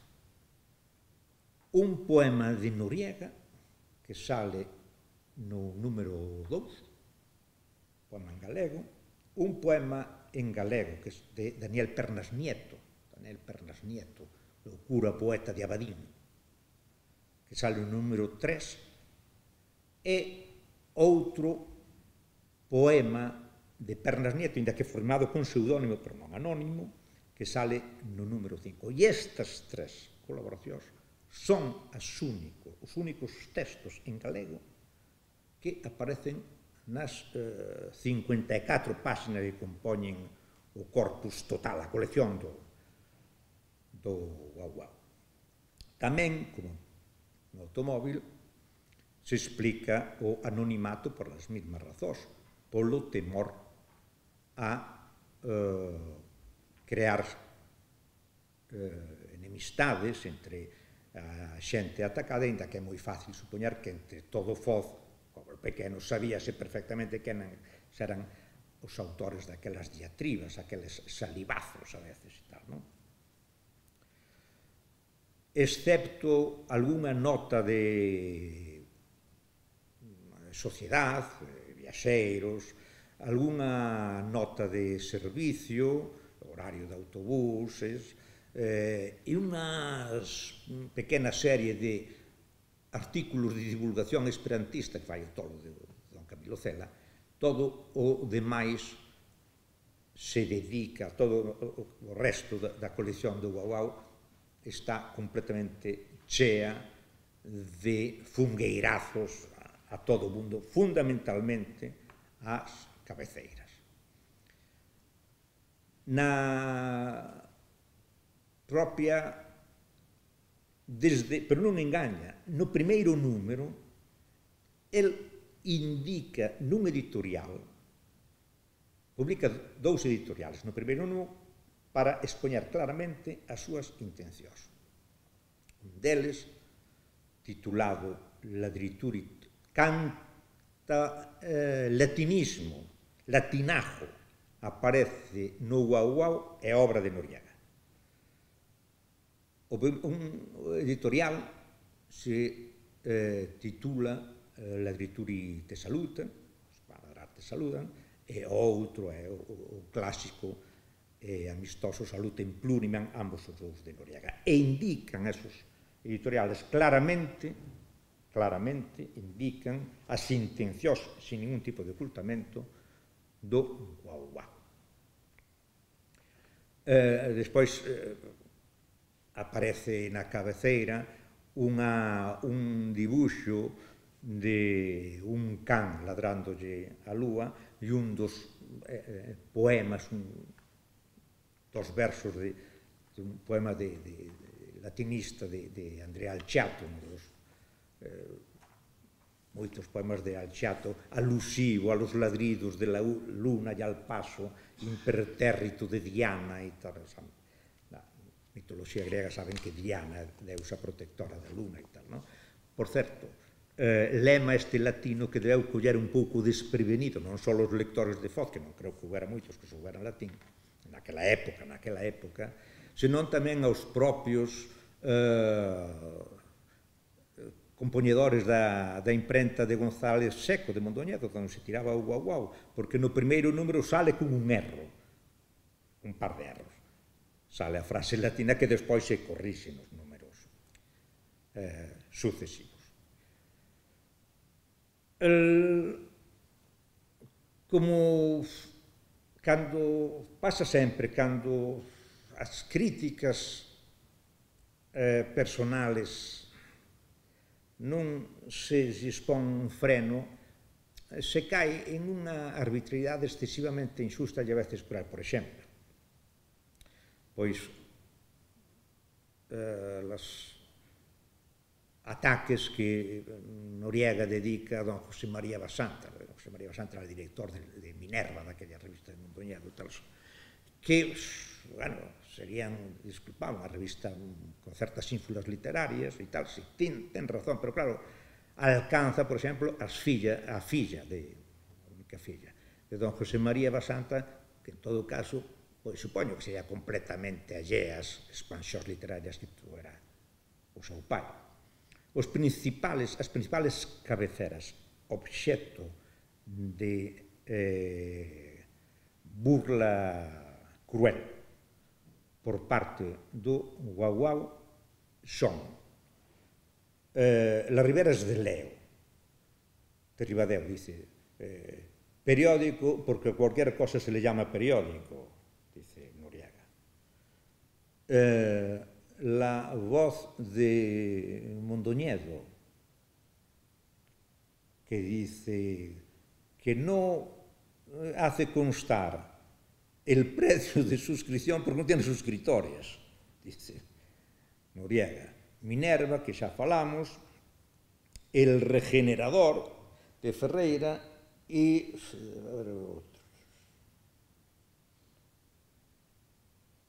El Eco de Vivero, que era y La Voz de Mondoñedo, La Voz de Mondoñedo e El Eco de Vivero, los dos.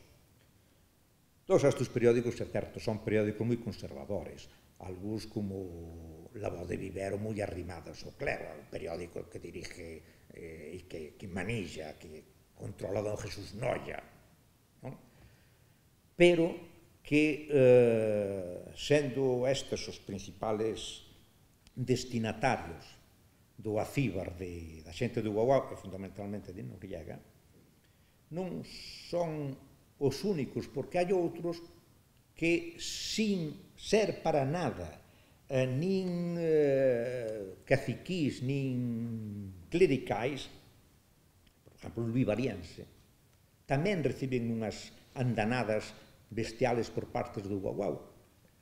El Vivariense é un periódico anticlerical, máis bien, e logo anticaciquil. E as andanadas que lle dedica a Noriega, es decir, non se conforma con decir literalmente el periódico peor redactado del orbe, que é moito dicir, porque os periódicos daquela época non solamente eso, sino que, ademais, métese, pois, con unha crueldade tremenda, co seu director, polo mero feito de que tiña fama de homosexual. Isto era Noriega. Non sei todavía por que desapareceu el guaguao, porque non creo ningunha das explicacións que se teñen dado. É certo que se examinamos con moito detenimento, eu teño examinado con bastante, non teño a memoria ahora moi fresca, pero se examinamos con moito detenimento, o último número do Guaguao, onde ele dice RIPS, publica a súa propia esquela, trasladamos, vendemos todo e tal, só aparece, non das ningunha explicación de por que desaparece. Hai si un breve moi pequeno que fala de unha citación do xuzgado aos promotores do Guaguao. Tratei de adivinar de onde procede esa citación. Eu, desde logo, non o logrei adivinar, pero que os especialistas no Guaguao si queren que se ocupen deso. Cando desaparece, os tres principales promotores toman camiños diversos. Antón Villar Ponte, xa lo saben ustedes, mellor que a min, se vai, deixa a carreira de farmacia, se vai a exercer o periodismo a Madrid, primeiro como redactor del País, aquel periódico de Antonio Catena, República Nota e tal. Despois se vai a América, a La Habana, despois volve a Coruña, traballa na Voz de Galicia, por certo, moi destacadamente, presidente da Asociación da Prensa, e morre na Coruña, me parece que poucos días despois ou antes das eleccións do Frente Popular do 36, non recordo, en febreiro non recordo se antes ou non recordo.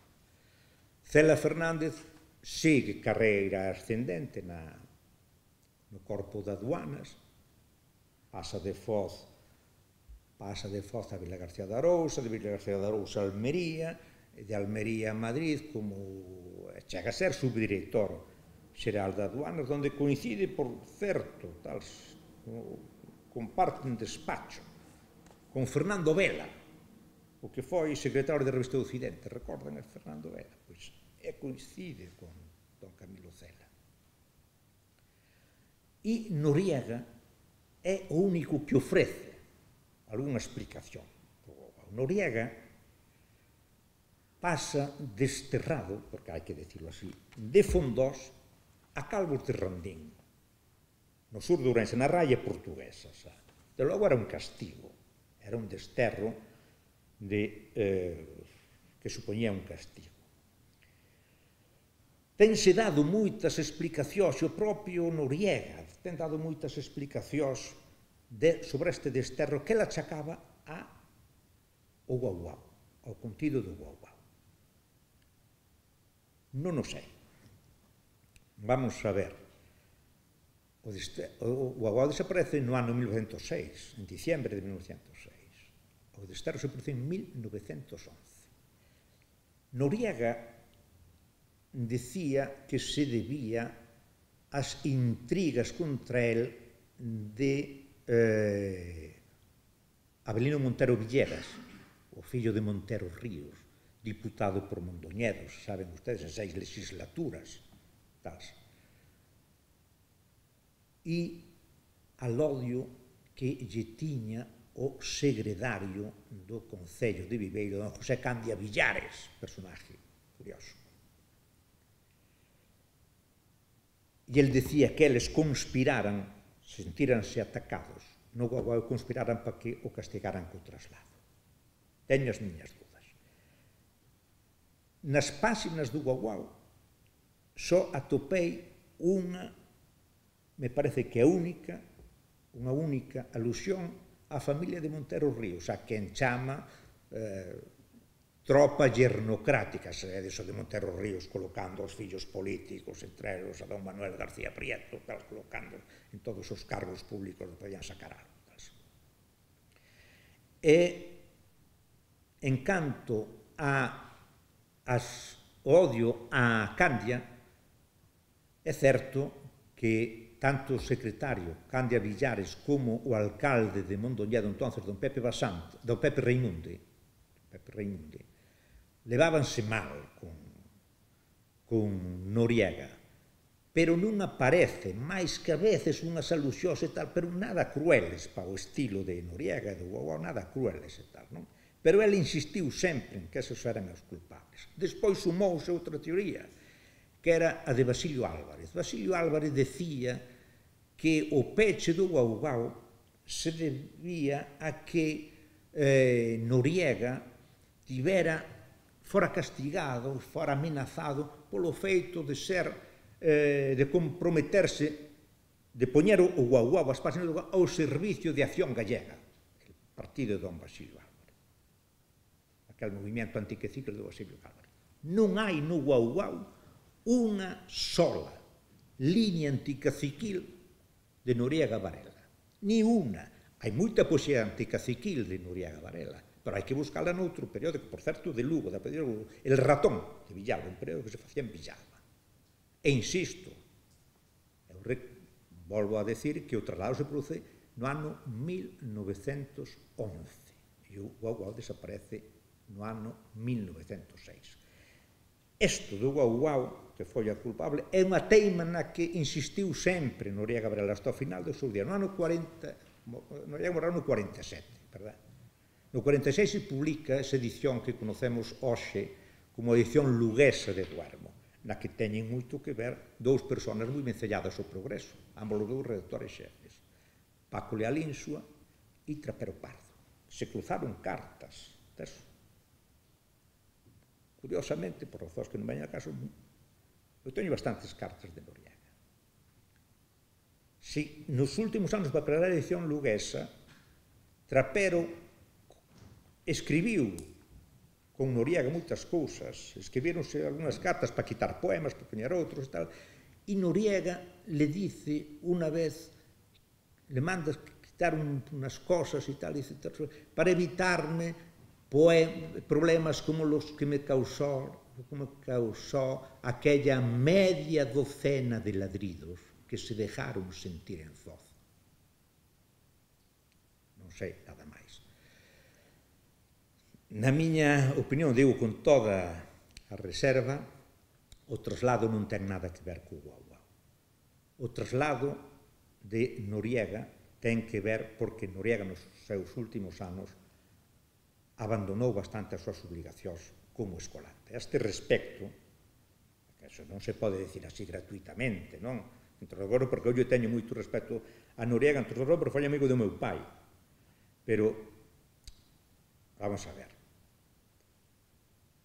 Gerardo Álvarez Limeses,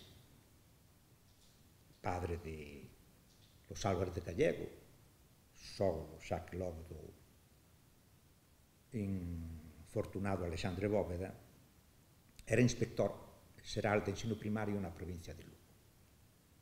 Hai un acta de inspección firmada por Gerardo Álvarez Gallego nunha visita que fai como inspector á Escola de Fondós, na que dice que a escola é un desastre. Está completamente abandonada. Eso, el acta está publicada por, poden ler ustedes, publicou unha Freixeiro Mato. Pero non me digan ustedes ora en que libro. Publicou Freixeiro Mato, sabe, pois así como 7 millóns de veces máis que a min de Noriega, non? E entonces publicou unha literalmente ese acta e se teña alguén interés, pois paso unha fotocopia, porque eu teño unha fotocopia, naturalmente. E eu creo que ese é o motivo do traslado. É un castigo meramente profesional, é o que penso.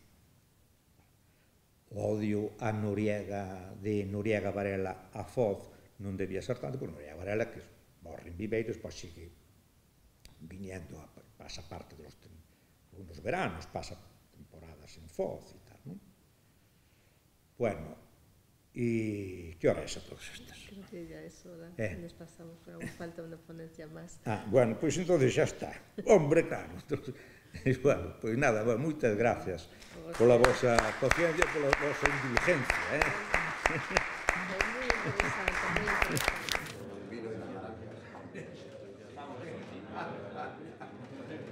Que é un curso que en parte homenaxea os 100 anos de cumprirse os 100 anos da saída á rúa do primeiro número de La Voz de Ortigueira. Alá por o ano 1989, e coincidindo con Luís Celeiro, celebrouse en ámbito máis local o centenario da primeira publicación aparecida en Ortigueira, que era do ano 1889, el Faro de Ortegal. E pouco antes dese ano, eu chegar a Santa Marta para intentar buscar documentación para o meu traballo sobre agrarismo na comarca de Ortegal, e un dos sitios onde fun foi a imprenta Fojo, porque sabía que ali había periódicos da época que se permitía consultalos, e o que non me imaginaba naquele momento era a riqueza da hemeroteca que conservaba un ton propietario da imprenta, que era David Fojo, e tampouco me podía imaginar que iba a ter todas as facilidades posibles para consultalo, e que ademais iba a consultalo dentro dos propios talleres da imprenta. E digo isto porque ali nos habilitaba, a xente como o Celeiro ou eu e tal, nos habilitaba un espacio nunha mesa de traballo e podíamos vivir como se facía un periódico coas mesmas rutinas, as mesmas técnicas, o mesmo instrumental e a mesma maquinaria de principios de século casi a finais do século XX. Todas as semanas asistía, por lo tanto, a ese ritual. Don David recollía todas as colaboracións que lle mandaban durante a semana. Na tarde do sábado e a mañá do domingo o que facía era compoñer o periódico, pegando os artigos, facendo apuntes a man, marcando as distancias e as separacións entre artigos, etc. E despois, como se ven nesas fotografías, entre luns e o mércores, a man e letra a letra, un caixista compoñía as 4 páxinas do periódico de La Voz de Ortigueira. Os xoves tirábanse os exemplares con esa máquina que o avó de David Fojo Salgueiro, David Fojo Díaz, mercara no 1892. Coa única incorporación que en vez de ser movida a man, tiña adaptado un motor eléctrico para movela. A distribución do periódico empezaba o venres, tirábanse 3.000 exemplares, 200 se distribuían na vila de Santa Marta de Ortigueira, 1.200 para suscriptores da comarca e do resto de España e 1.600 para suscriptores no estranxeiro. Naquela época xa David Fojo mantiña por romanticismo esta elaboración do periódico e non tiña ninguna confianza en que tivese continuidade unha vez que lo deixara. Nese sentido equivocouse, a imprenta non tivo continuidade a partir da súa morte no 95, pero sí a publicación de La Voz de Ortigueira por parte da súa filla Mari Carmen Fojo, ainda que agora xa non se fai nos obradoiros da imprenta, sino que se fai en Viveiro. A familia Fojo está prácticamente desde as orixes do que é a prensa local ortegana, prácticamente desde as orixes, aínda que non son a orixe última, sino que vai estar en Ángela Menedo Ponte, quen chega á vila de Santa Marta en 1888, a finais de 1878. Proviña de Betanzos, se tivera imprenta en Betanzos e en Coruña, e aínda que tardara 2 anos en dar de alta a imprenta, unha imprenta movida a brazo que instala no centro da vila de Santa Marta. En 1992 marcha da vida de Santa Marta e en ese momento é cando adquire esa imprenta David Fojo Díaz, o iniciador da saga dos Fojos, e con uns socios que eran os Maciñeira. Entonces, en 1892 pasa a denominarse imprenta de El Ortegal de Fojo y compañía. E así hasta 1894, que é o momento en que se fai como propietario único David Fojo Díaz. E a partir dese momento xa será a imprenta Fojo, primeiro como imprenta El Condado de David Fojo, de 1894 a 1898, e despois, bueno, diferentes denominacións, pero sempre xa coñecida como a imprenta Fojo. Os Fojo irán diversificando os seus negocios, adquirirán en Vilalba unha imprenta onde publicarán El Heraldo de Villalba en 1916. No 1920 adquiren unha imprenta en Viveiro onde publican El Heraldo de Viveiro hasta 1936 e depois tamén diversifican con librería, con material de construción e cines. Si ben non están na orixe última de todo, sí que a historia, ou digamos a imprenta e a propia imprenta Fojo e a propia familia, sobre todo as figuras de David Fojo Díaz, Jesús Fojo e David Fojo Salgueiro están íntimamente ligadas ao que é a historia da prensa local ortegana. A prensa local ortegana nos sirve un pouco tamén para a propia imprenta Fojo un pouco a que fixo posible que hoxe podamos contemplar o que é a historia da prensa local ou comarcal ortegana como un modelo, un dos modelos que pode haber de prensa de Galicia. Cal eran as características, digamos, seguindo a Barreiro, da prensa local ou comarcal en Galicia? Que é unha empresa que se consolida a partir do período 1878-1890. Pois, en primeiro lugar, que se vai a dar nas cidades históricas de Betanzos, de Tui ou de Mondoñedo e tamén nas vilas cabeceiras de comarca, como pode ser Vila García, Carril, Redondela, Noia, Viveiro ou a propia Ortigueira. E esa consolidación non se fai, polo xeral non se fai con unha continuidade dunha mesma publicación, unha mesma empresa, senón por unha sucesión de publicacións e, ademais, que teñen unha duración no tempo limitada. É dicir, en ese sentido, teñen un carácter efímero, que tamén vai estar representado no modelo da prensa de Ortigueira, sobre todo da primeira etapa, que veremos máis adiante, e xunto con esa sucesión de publicacións e ese carácter efímero, nos atoparíamos outras características como preferentemente estar redactada en castelán, ser de índole diversa, desde política, confesional, agraria, etc. Ser moi dispersa desde o punto de vista xeográfico, de forma que prácticamente non queda vila en Galicia sin ter algún tipo de publicación deste tipo. O papel fundamental, tanto na promoción desa prensa como no consumo desa prensa da burguesía vilega e do campesiñado máis acomodado, a vinculación, sobre todo na primeira etapa desa prensa, con a emigración a América, e todas esas características as vamos a ver, ou as vamos a topar no modelo, nas publicacións de a prensa local do Ortegal, ou a prensa local de Ortigueira.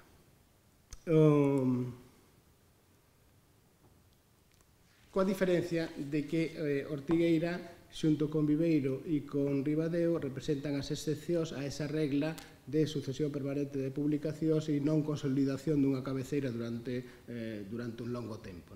É dicir, o feito de que haxa unha empresa capaz de manterse no tempo e que este asociada a unha determinada publicación fai que exista continuidade e que estemos falando, por exemplo, del Heraldo de Viveiro, que empeza en 1912, no caso de Viveiro, la comarca de Leo en caso de Ribadeo e la Voz de Ortigueira no caso de Ortigueira, aparecida no 1916 e que saliu todas as semanas ininterrumpidamente e sigue saindo.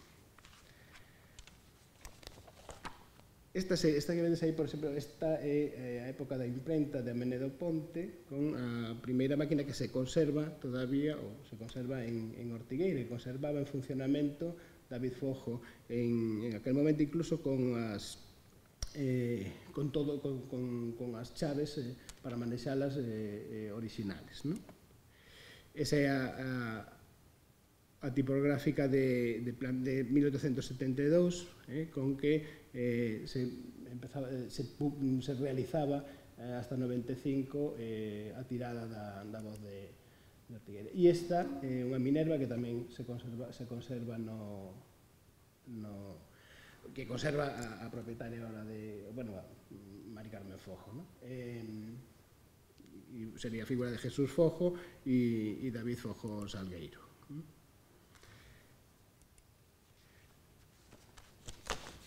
Bueno, intentando ir un pouco máis apurado, e mellor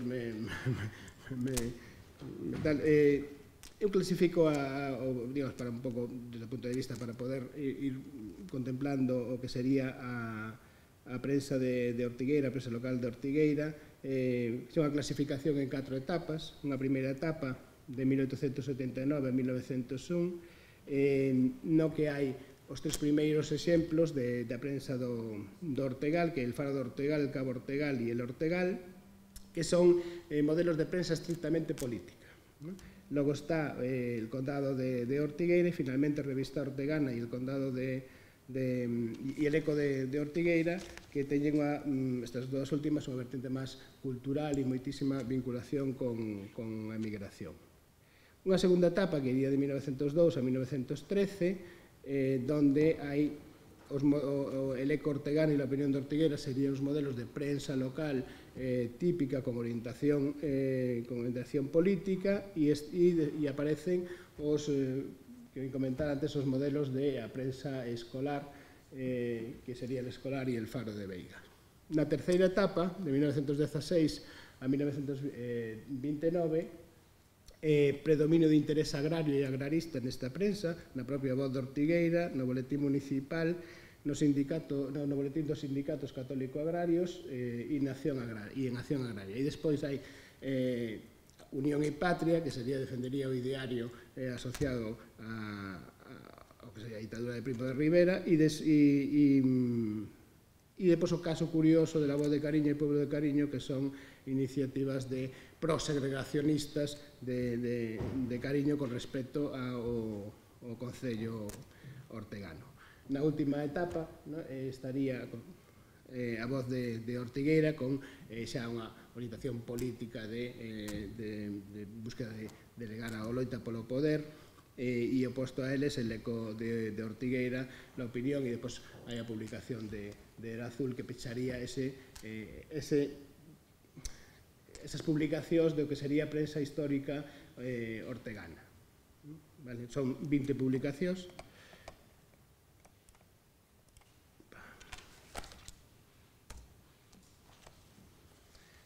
Ben, na primeira etapa, estas 3 primeiras publicacións están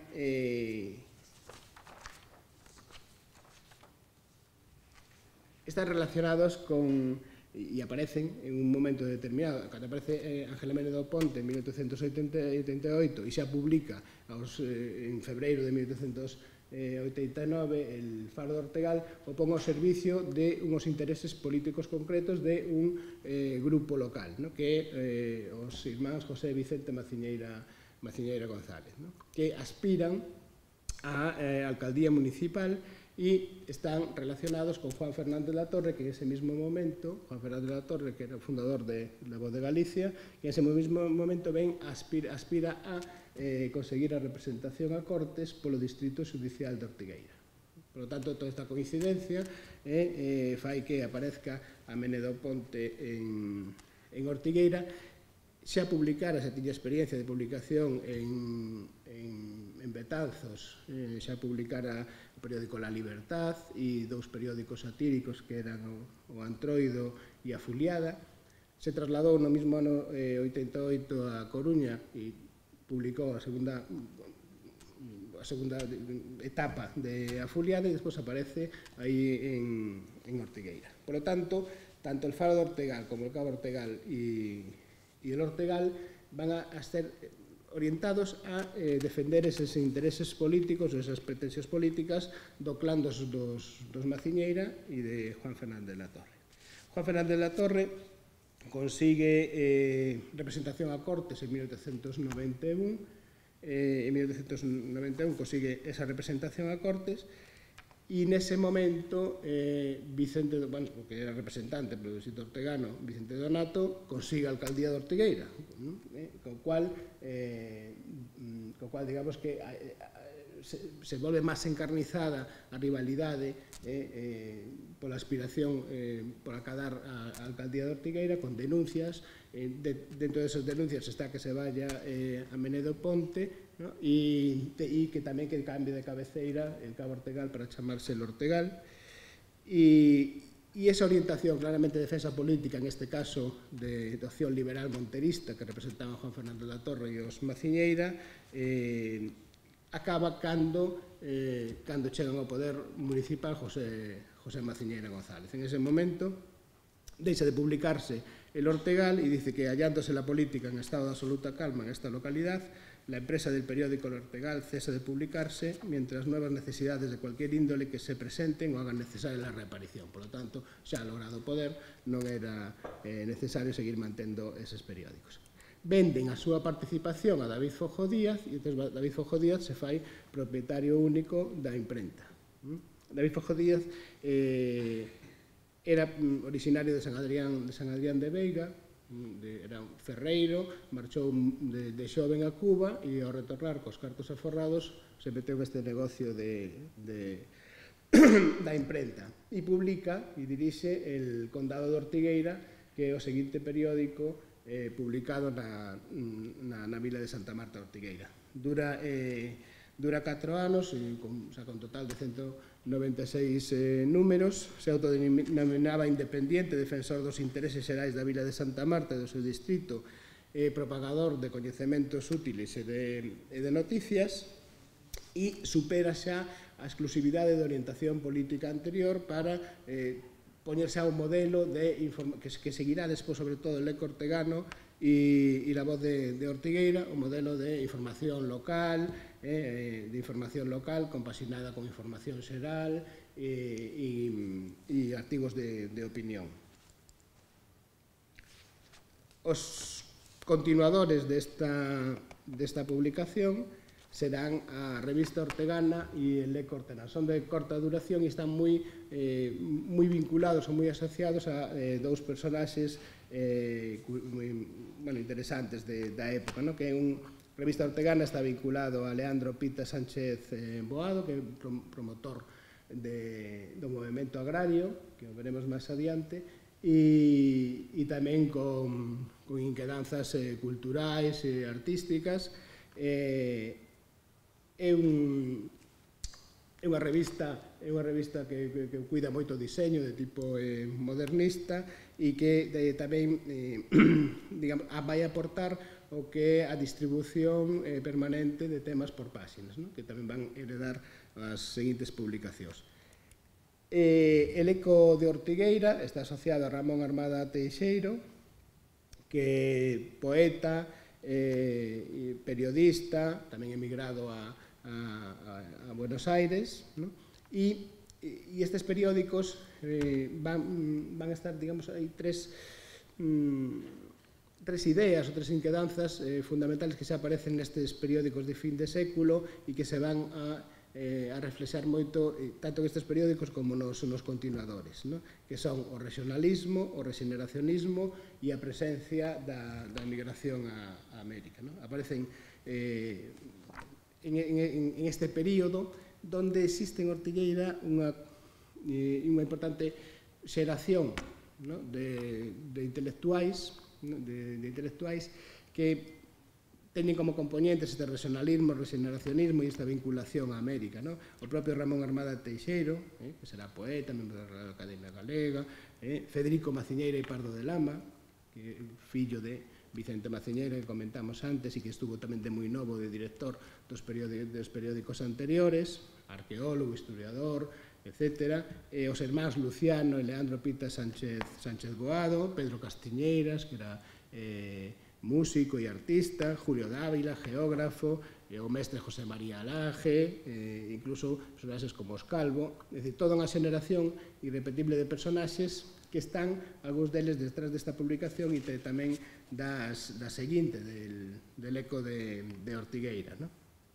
Porque desde o primeiro momento veremos que sempre hai unha relación entre a prensa e as vivencias sociais, quer dizer, as inquedanzas e as transformacións sociais. E iso é moi visible no caso de Ortigueira, que van aparecendo distintas inquedanzas, distintas feitos sociais que se reflexan na prensa, e a prensa tamén actúa impulsando esas inquedanzas. Por lo tanto, actúa como un espello, por exemplo, cara ás ideas regeneracionistas que están moi presentes en este momento, e esa transmisión, é dicir, esa transmisión da sensación de necesidade de modernización social, modernización económica, e iso se transforma en artigos que piden ou impulsan a mellora dos transportes, pensar, por exemplo, no ferrocarril da costa, onde fixo Federico Macieira unha auténtica campaña continuada, a mellora das estradas, a modernización do agro, o impulso da industria de derivados da pesca, é dicir, todo eso estaría presente en ese momento, non?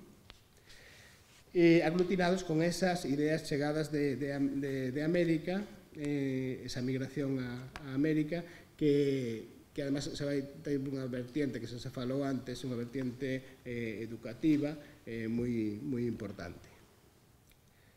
A segunda etapa ve aparecer el eco ortegano, la opinión de Ortigueira e os periódicos infantís, non?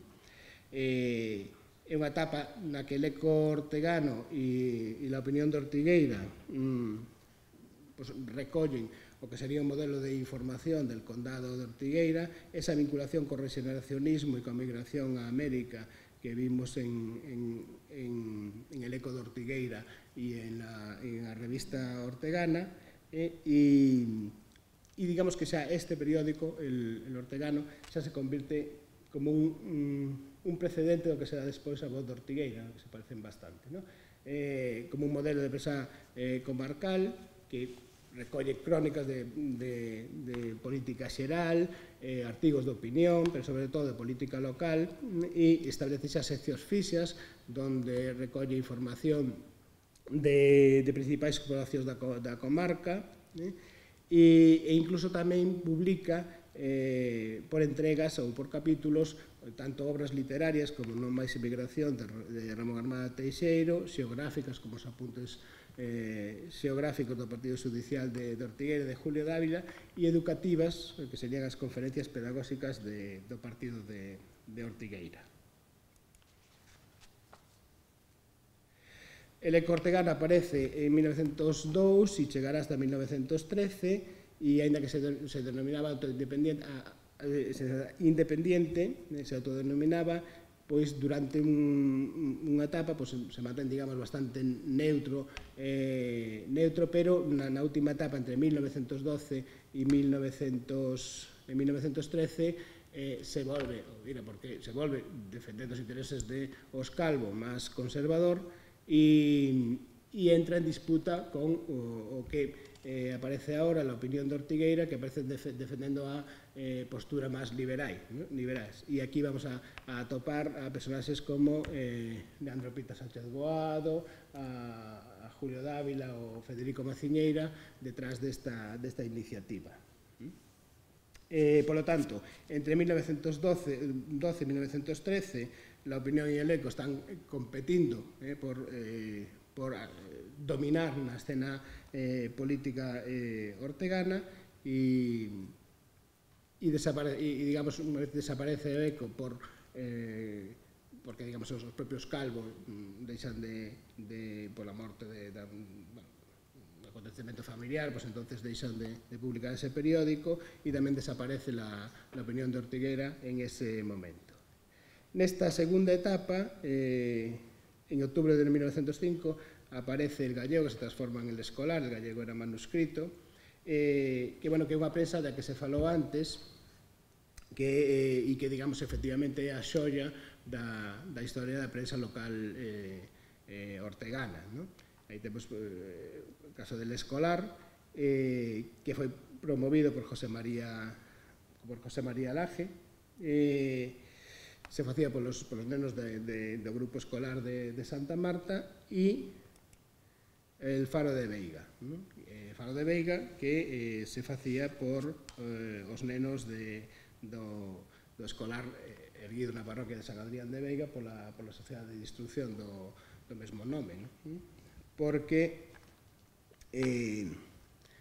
hai que decir que en poucas zonas, como a zona de Ortigueira, a presencia e a importancia da emigración a América en poucas zonas foi tan importante.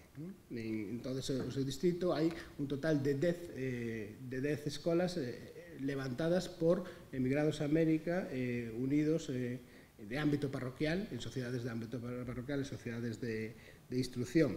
E, ademais, o facían promovendo en esas escolas unha orientación laica e unha renovación pedagóxica. Isto hai que unilo á propia renovación pedagóxica que nesa primeira década, ou nas dúas primeiras décadas, pero sobre todo na primeira década do século XX, levan a cabo os propios mestres nacionais do Concello e da zona de Ortigueira, encabezados por José María Laje, pero non era o único. Promoveron conferencias pedagóxicas, presionaron e se creou toda unha campaña a través da prensa, etc., de forma que se pasou de 21 escolas en 1900 a 50 escolas en 1934, para contar con eso. Porque unha das grandes teivas da emigración a América, e que se plasma moi ben en este momento, era a educación.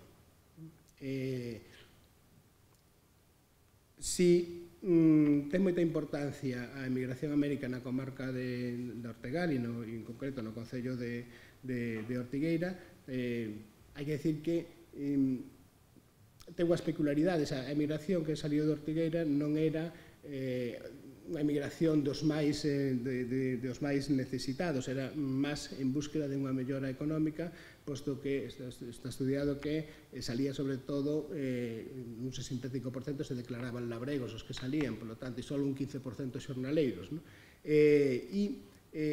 Pero se chegou rapidamente a conciencia, se convertiu en unha obsesión vista na prensa, de a necesidade de educar para evitar esa sangría migratoria por unha parte, pero tamén, se hai que salir, tens moitísimas máis posibilidades e contas con unha educación de ter unha mellora económica no exterior.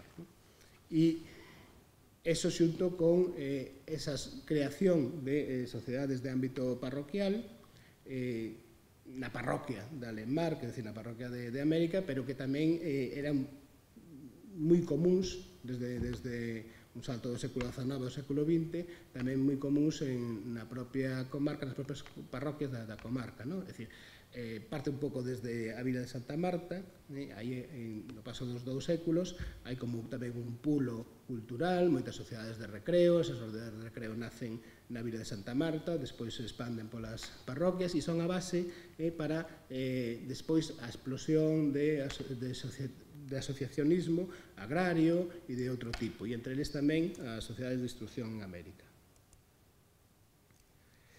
Na terceira etapa aparece la voz de Ortigueira, que é a gran protagonista a partir deste momento, e tamén aparece en esta etapa, temos o Boletín Municipal, Boletín dos Sindicatos Católico Agrarios de Ortigueira, Acción Agraria.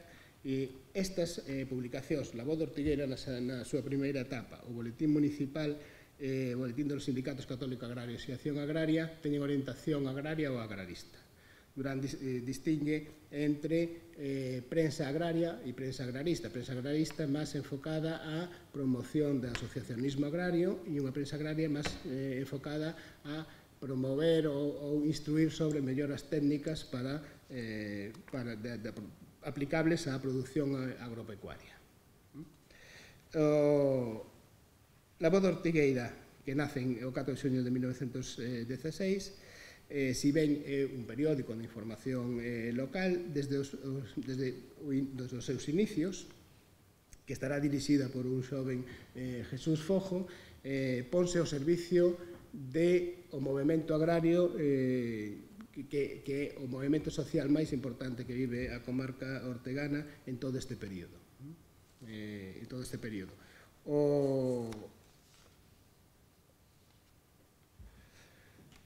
Na comarca de Ortegal se deu un tipo de agrarismo que non estaba enfocado a loitar pola propiedade, posto que non, como podía ser a loita antiforal, posto que en aquela zona non había ese problema, e, polo tanto, xa se puido enfocar desde o primeiro momento a impulsar a modernización agrícola.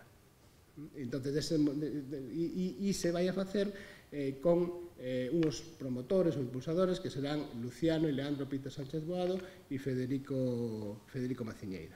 Pois ben, a esta misión de promover ese tipo de movimento agrario con a creación de sociedades ou sindicatos non enfocados a loitar polo acceso á propiedade, porque xa a tiña, senón a modernización da agricultura, a ese servicio se vai a poñer a voz de Ortigueira. Hai un éxito dese movimento asociacionista agrario xa en este período entre 1916 e 1919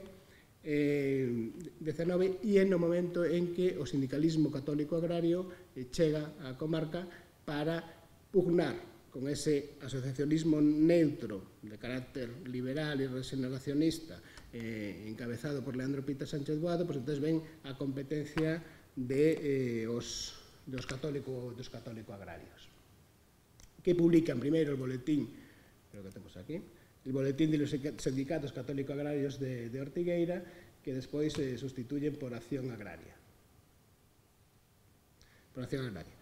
Se vai a vivir un momento de dura pugna por saber a ver quen consigue maior representatividade entre nas parroquias, en canto a asociacionismo agrario, entre católicos e neutros, que se autodenominaban neutros ou libres, que terminará co triunfo destes últimos, da opción neutra, a partir da creación en 1920 da Federación Agraria de Ortigueira, que chega a ter 45 sociedades na época da Segunda República con 3.500 asociados.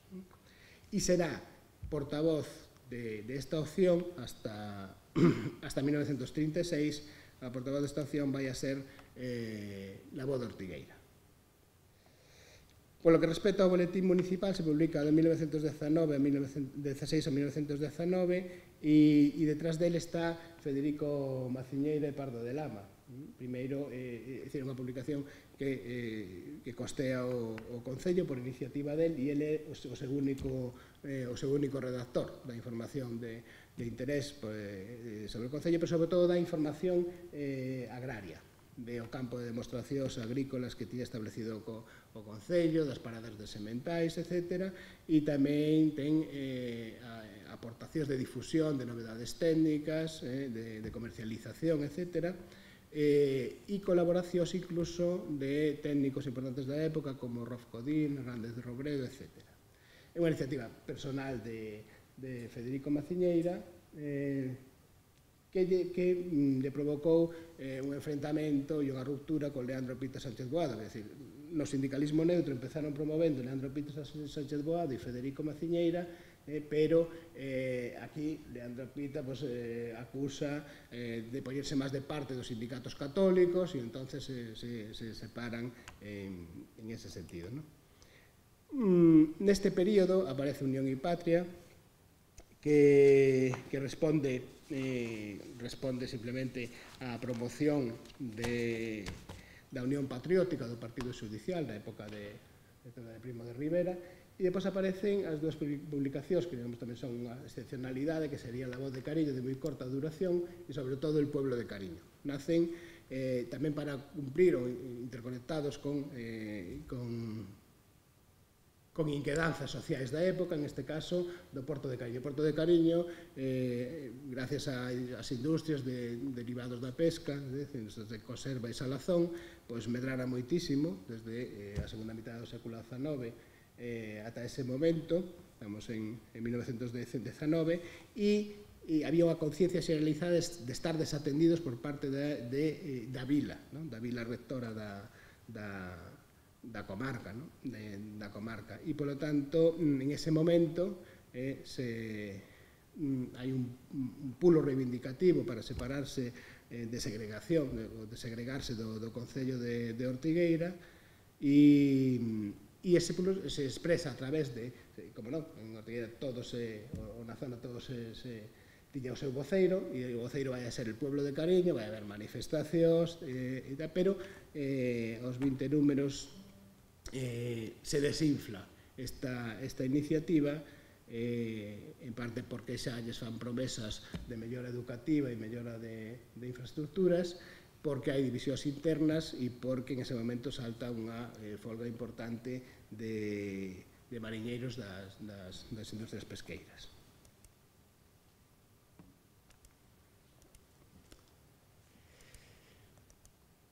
Bueno, a cuarta etapa podemos considerar desde 1930 a 1939, digamos que hasta 1926 a voz de Ortigueira está ao servicio dese sindicalismo neutro, por concretar, de Leandro Pita Sánchez Boado, a partir da morte de Leandro Pita Sánchez Boado, pero a partir de 1929 claramente ese asociacionismo agrario, esa federación agraria de Ortigueira vai ter o interés de control político.